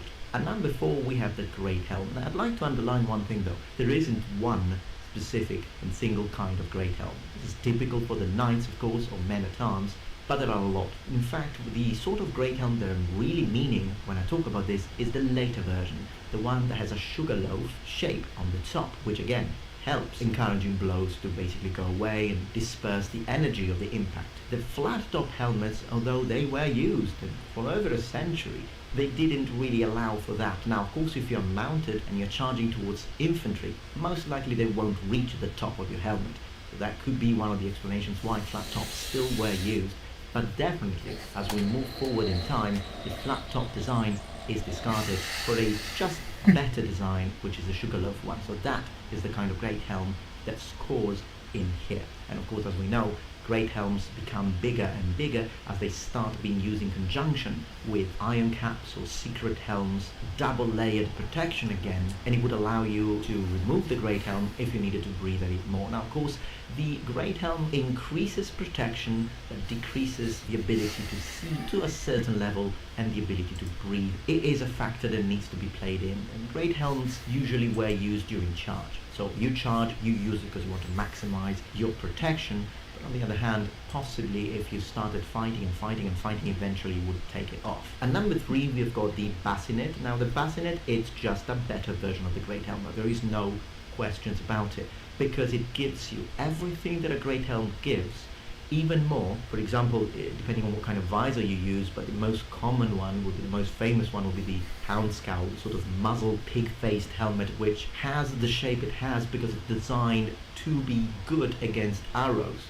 Because if an arrow hits a flat surface, it will hit it very powerfully, but if it's hitting pointy surface, then it's a lot easier that the arrow will be deflected. So it is a better helmet. It still gives the same sort of visibility than a great helm, and it also allows you, when needed, to lift or hinge up the visor. So you don't actually have to remove the entire helmet like you had to with a great helm this time. You just lift up the visor, and that is a great technological development from a great helm. So, and of course by this time, although some iron helmets were still used, for example up to the times of the Battle of Agincourt, still high-end armor would have been good quality steel. Now as we move to number 2, we have got the salet, or sallet, however you want to pronounce it. Now this is a absolutely gorgeous, badass looking, but these are not the reasons why it's here.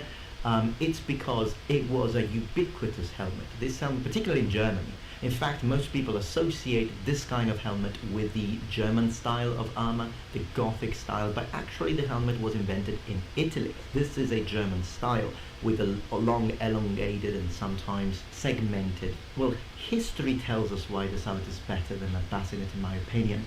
The elongated tail is a better protection for the base of your neck than mail, which was usually what was used together with at least the sort of bassinets that I was mentioning today. Now, of course, you also have the great bassinet, which has plate protection for the throat, but it's not as mobile and as comfortable as a salet. A salet provides with plate defense for the base of the neck, and it also allows you to personalize and customize the experience depending on your needs.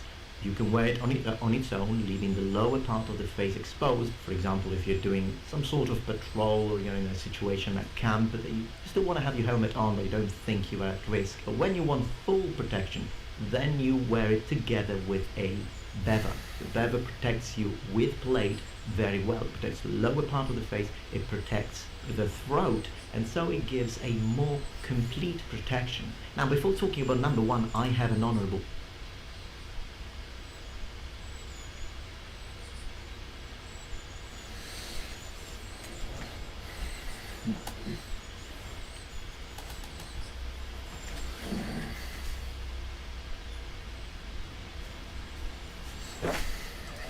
Mention, and that is the frog mouth.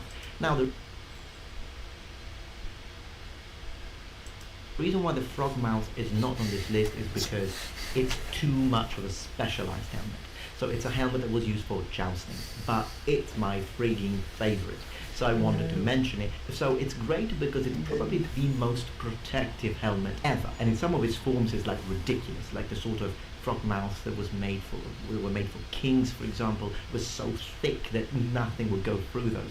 But of course you lose mobility, you don't breathe. It's not to wear on the battlefield. It's not a helmet that you're supposed to wear for very long. It's a helmet that you wear when you want maximum protection. You don't even need to move your head because you're going straight, because that's joust anyways. It's an awesome helmet, so big thumbs up for the frog mouth. And let's go to number one. And at number one, we've got the armet. Now this for me is the best design ever. It is just amazing.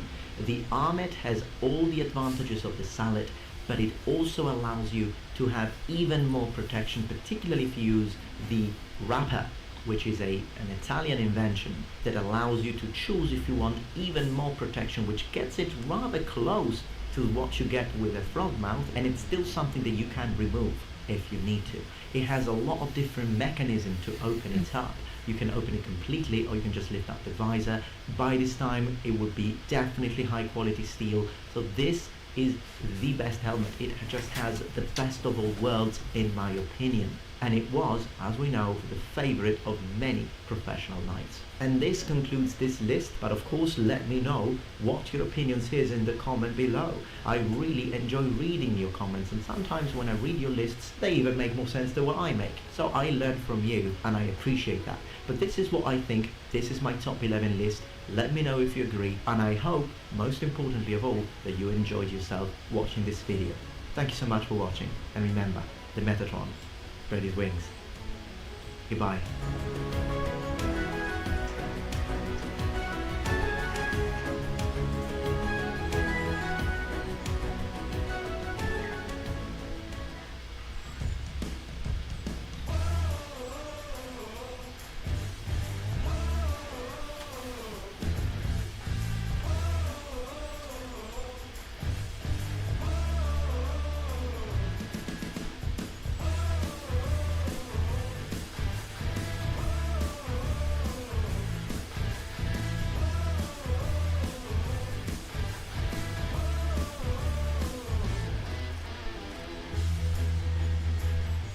Sensodyne Repair and Protect will repair your sensitive teeth. The ingredient is Novamin. It forms a strong reparative layer over sensitive teeth. Try Sensodyne. It works. Nobody does sensitivity like Sensodyne.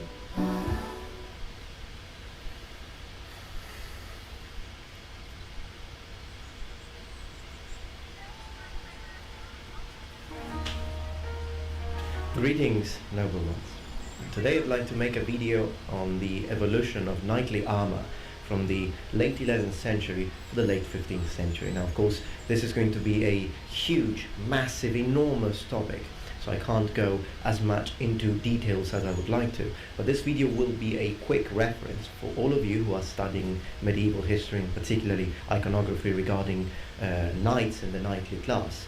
And through this video, at the end of this video, you should be able to look at a set of armor or look at a knight or a representation of a knight and immediately pinpoint that specific set, that specific knight, to a date. So either, like for example, end of the 12th century, early 13th, late 14th century, and so on. So let's get to it.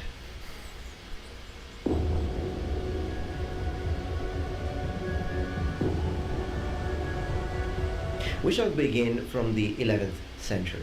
Now, the Bayeux tapestry is, of course, the most important piece of iconography that we have of this period.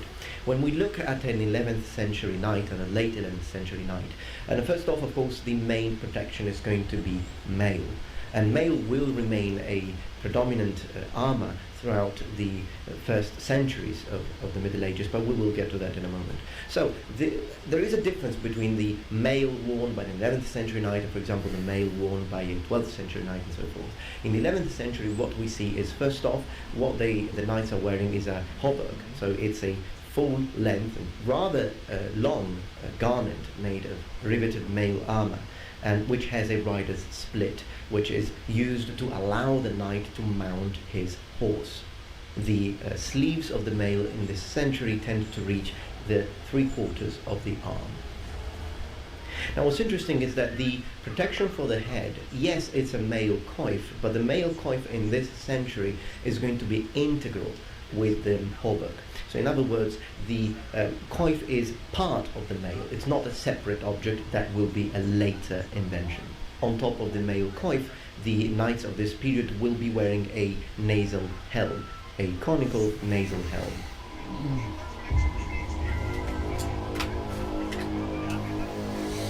As we reach the 12th century, we have to differentiate between the knights of the early 12th century and the knights of the late 12th century. In the early 12th century, well, the first difference that we see with 11th century knights is that the mail is starting to cover more and more. The sleeves are now protecting the entirety of the arm up to the wrist. In early 12th century iconography, we see that the hands are unprotected. Also, an important thing to notice is that the mail protecting the arms always tapers at the wrist. So no baggy, oversized mail protection for the arms, not historically. So what about the nasal helm? Well, the nasal helm will run out of favor of the upper echelon of the army, the knightly class, towards the end of the 12th century. It doesn't mean that no one is going to use it, though. There will still be some knights who will use it because of its ability, of the visibility that the helmet gives. So it does have some advantages. But mostly knights will now start preferring more protection. In fact, we have the first development of actual plates protecting the face, which are the first early development towards what will become in the future a great helm. What's also interesting to say is that the 12th century nasal helm will also have some different possible shapes. We will have rounded skulls and sometimes skulls protruding towards the front of the helmet.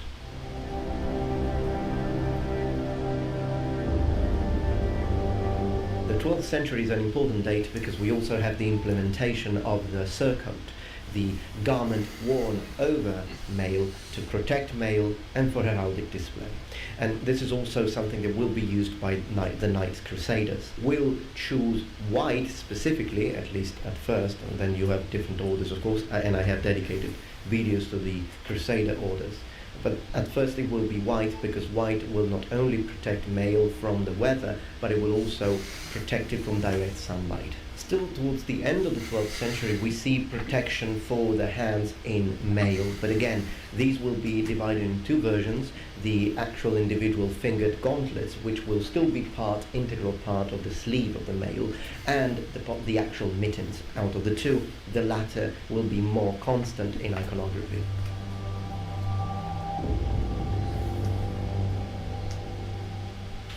So what happens to armor in the 13th century? 13th century is where things start to become more complex. We have a lot of experimentation. Beginning with the early 13th century, you have to consider the fact that, yes, mail is still the main and prevalent component of the armor of a knight. Now, the helmet in the early 13th century, we have the first early examples of great helm. In the mid 13th century, we have the fully enclosed and fully developed flat top great helm. It's a very iconographic image. And when we reach the end of the 13th century, then you have the invention of the sugar loaf, which is interesting because it's a great helm which has a more conical shape, a more rounded surface to encourage weapons to glance off upon impact. Whereas with a flat top, you can imagine that much of that force will be redirected on the spine of the wearer. Now, what's interesting about this is that if you think about it, the idea of the concept of a rounded shape similar to the sugar loaf that we find in late 13th century great helms was already present at the times of the nasal helm.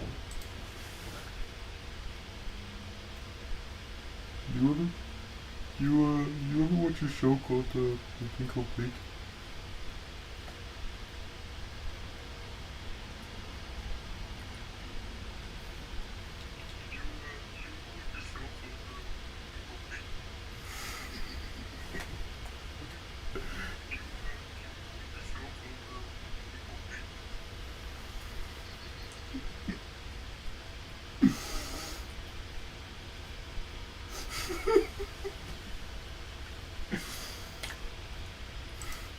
So we are sort of going back again, and we don't really know why the early great helmets had a flat top. And personally, as far as the looks are concerned, I really like flat top great helms, and in fact I am getting a flat top great helm for my 13th century armor. And they coexisted. It's not like that when the sugar loaf helmets, great helms appeared, the flat tops disappeared. No, they coexisted together for some time until the flat top helmets became went out of fashion. Now, the great helm of this time, the great helm of the 13th century, is a standalone helmet. Now, this will be different in the 14th century, but we will get there as we are proceeding in chronological order. So please consider that at this time, the great helm is a standalone helmet that you would normally wear on top of a mail coif or some form of padding. Still talking helmets, it is by the end of the 12th century and the beginning of the 13th century that we also have the development of the kettle hat. So you can, when you see that sort of helmet, you can immediately place it either end of the 12th century or beginning of the 13th. So we have seen the mail, we have seen the helmet. What happens in the 13th century as far as the protection of the hands is concerned? And again, we need to differentiate between early 13th century and late 13th century, because in early 13th century the protection of the hands was the same as the late 12th century one, so mail predominantly. Whereas when we reach the late 13th century, then they start, the armorers start experimenting with plates, and we have the beginning of the first examples of plate gauntlets. For example, the Visby style, which is again plate, but it's riveted on top of textile or a garment to give it its structure. And as we move forward in the 14th century, the plate will become an actual, you will have an actual standalone plate gauntlet. But in the 13th century, towards the late 13th century, we have the first experimentation with plate protection for the hands. For the protection of the legs, in the early 13th century, we have already mail protecting the legs, but normally it's just protecting the front, and it has only lacing at the back, so you don't have fully all-round mail in the legs in the early 13th century, but only protecting the front. It is in the late 13th century that you have fully enclosed legs protected in mail. And again, still towards the end of the 13th century, they also start experimenting with half cannons or actual half greaves or demi-greaves made of plate to protect the front of the shin. Now, another very important element as far as the 13th century is concerned is what is called a coat of plates. A coat of plates is the first experimentation of using plate to supplement mail, meaning that you're still wearing mail armor underneath, you still have your mail hauberk, but on top of that you have your surcoat, which we know was developed in the 12th century, but now the coat of plates is basically, at least the early examples are, surcoats which also include plates riveted inside. Many plates are riveted inside. The number varies greatly, enormously. So that makes the surcoat not from only a heraldic or weather protection garment into an actual element of armor. We will have many different kinds, we will have many different shapes.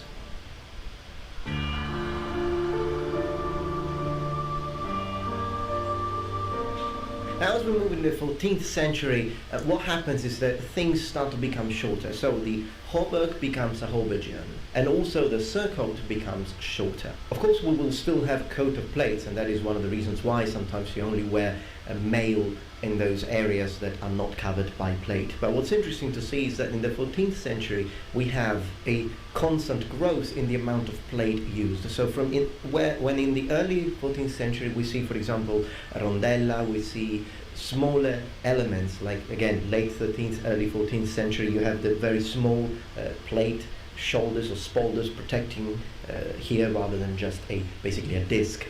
That's of course an evolution, but again we will have very small elements of plate protecting only certain sections of the arm to reinforce. Like for example, even a kneecap protecting only the knee with plate, and the rest will still remain mail.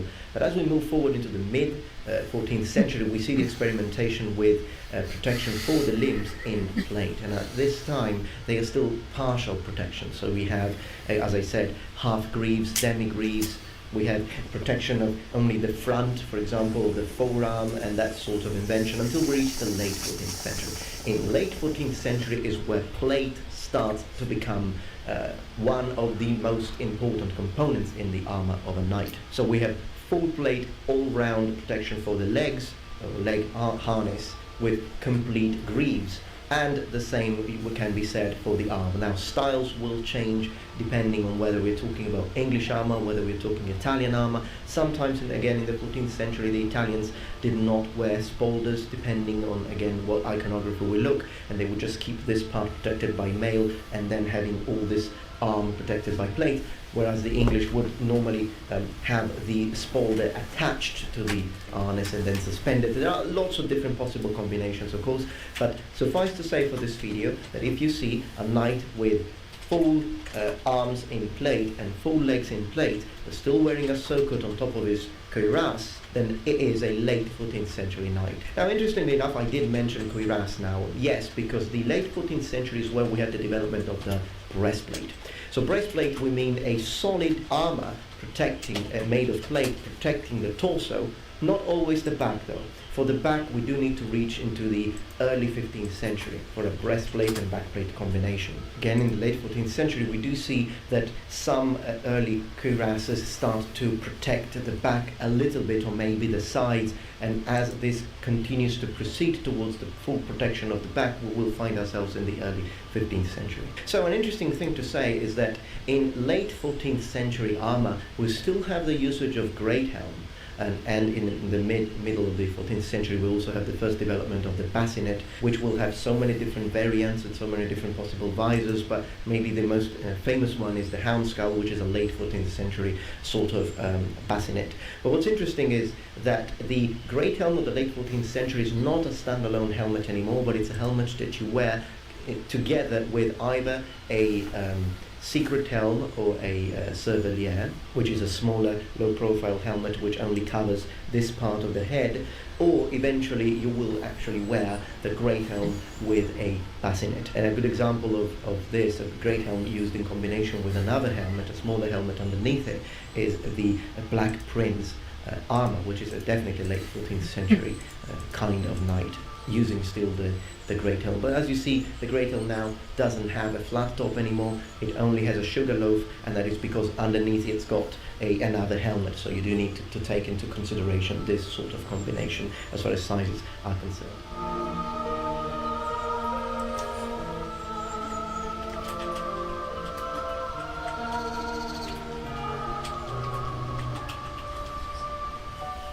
So we can say that when you see a very big great helm, then you are looking at a late 14th century great helm. Another big difference between the coat of plates and corazzina of the late 13th century and mid 14th century and the actual late 14th century breastplates is the fact that late 14th century breastplates are not flat, they're global, and they also tend to taper at the waist, and this is why we see the sort of wasp waist typical of late 14th century silhouette of a knight. Now, before moving to the 15th century, which actually happens to be my favorite century as far as knight armor is concerned, I'd like to underline the fact that in the 14th century, the early development of the coat plates into the actual sort of corazzina or solid breastplate that with folds that will be the predecessor of the late 14th century breastplate will be permanently attached at first to some sort of fabric. And this is the big difference. And I think it's interesting because if you think about it, at first of course we have the surcoat, so the concept of covering the armor. Then the solid breastplate is developed, but they actually attach permanently the fabric onto it. So it's sort of still coming back with this culture, idea and fashion of covering the armor. But then as we reach the 15th century, we have the exposed armor, and it's a completely different fashion. So when you see the end of surcoats, and I will give you the date of this, but when you see the end of surcoats, and you also see the end of textile being permanently attached to armor, and that is a typical 15th century look.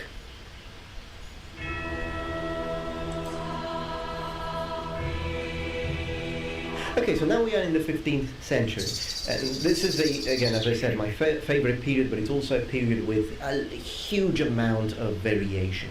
But let's see if I can manage to encapsulate all of this information into a short presentation. The first thing we should say is that, as I said, we have in the 15th century the beginning of the uncovered armor.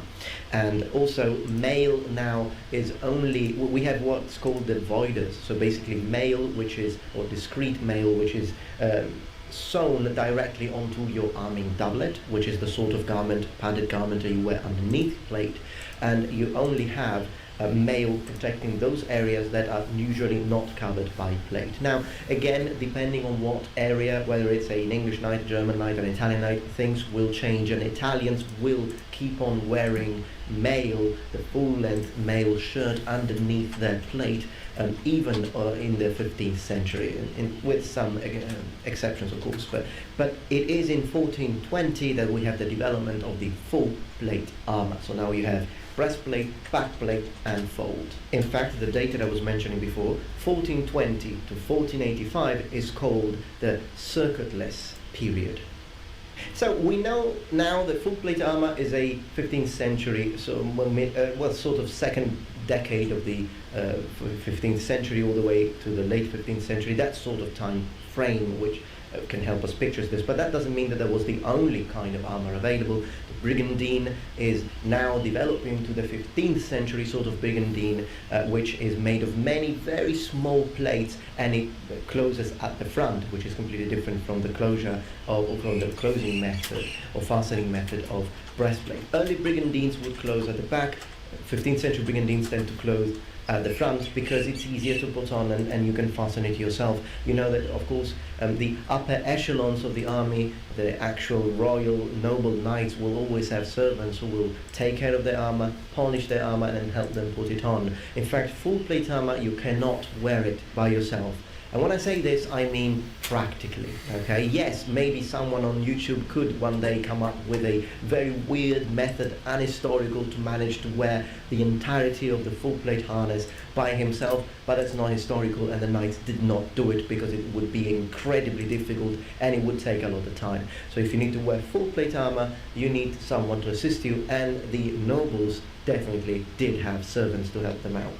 As far as the protection for the hands is concerned, in the middle of the 14th century we have the development of the hourglass gauntlet, the plate gauntlet that I talked about with this sort of shape protecting the wrist, and that will remain until the middle of the 15th century as well, and it was still in use. But again, in the 15th century you also have the development of the plate mittens. So when you see this sort of gauntlet, then you know that for a 14th century knight, that sort of gauntlet would be anachronistic and it would be futuristic.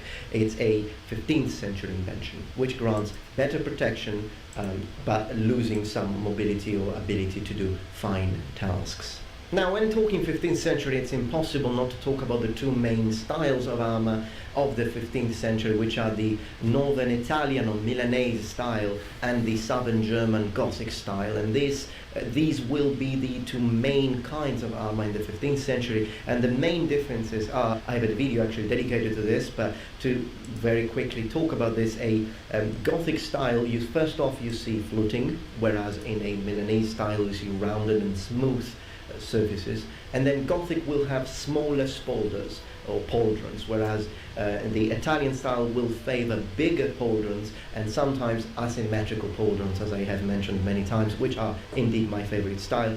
Go Northern Italian. And I really like the and of course if you have a bigger pauldron, it will be the left one because this is your line of defense when you fight, whereas your smaller pauldron will be the right one because you need to be able to operate your weapon and have more mobility in this articulation here.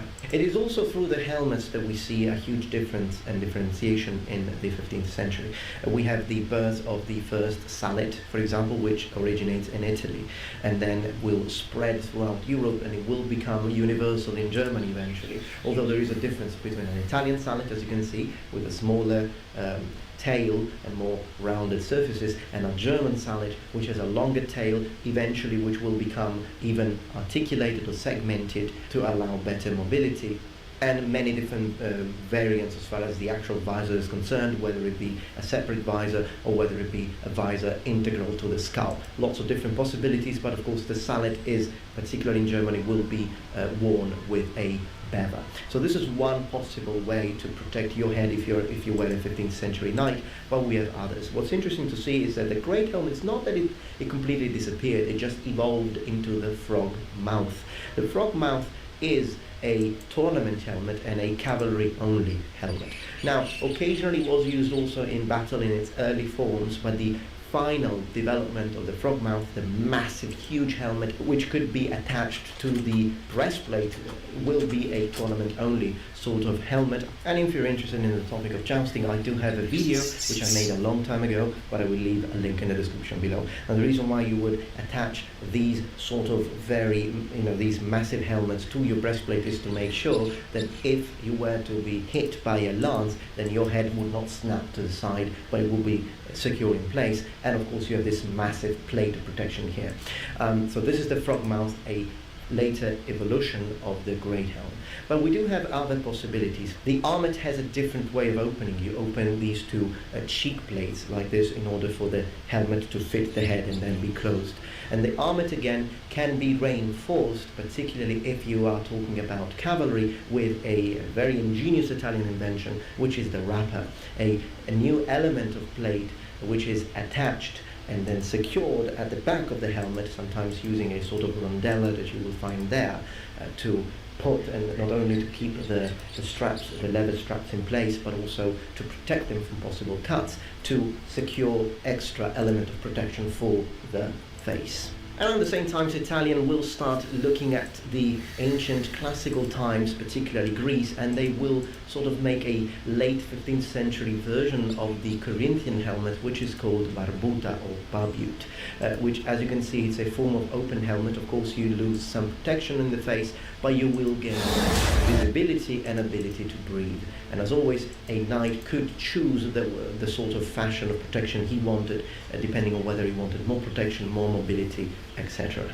Now, another thing that happens in the 15th century is a double layer of protection in your very core, which is achieved through both the breastplate, which, as you know, terminates where your navel is in order to permit mobility, and the conjunction of the placket. Now, the placket is a different solution to the fold, which we have seen already in the 14th century, because the fold, yes, it articulates and it allows movement, but the placket is interesting because it's a solid plate which actually, as the 15th century continues, will start getting larger and larger and will offer two layers of protection which will still allow you to move and have full mobility of your torso regardless. Now, in Italy, differently from Germany, for example, the Italians will continue to use the middle leather strap to secure, to attach the placket and the breastplate. Now, of course, the first thing when you see that is, well, couldn't people cut it? That is a good question, but Italians used it for over 100 years, so I think that if they did, it means that it worked, and it wasn't as easy to cut it as one might think. Okay, so this is the sort of video that I wanted to make today. I hope that it wasn't too confusing and that I could manage to sort of help you out, understand better how to place a knight and how to date it and how the evolution of plate armor in the Middle Ages in Europe worked. If you want to have a lot of details about these topics, check out my friend Ian Lespina's channel, Knight Errant, because he goes into massive amount of details and he always backs up everything with iconography. Very intelligent and very well-learned man, and I strongly suggest you to watch his content also, because I myself watch his content and he has helped me in the making of this video by answering a few questions that I asked him for things that I wasn't sure myself. So definitely a man to go as far as European armor is concerned. If you like this video, please remember thumbs up and subscribe to my channel for more content from the Metatron. I will see you tomorrow for my next daily upload. And remember, the Metatron has spread his wings. Goodbye.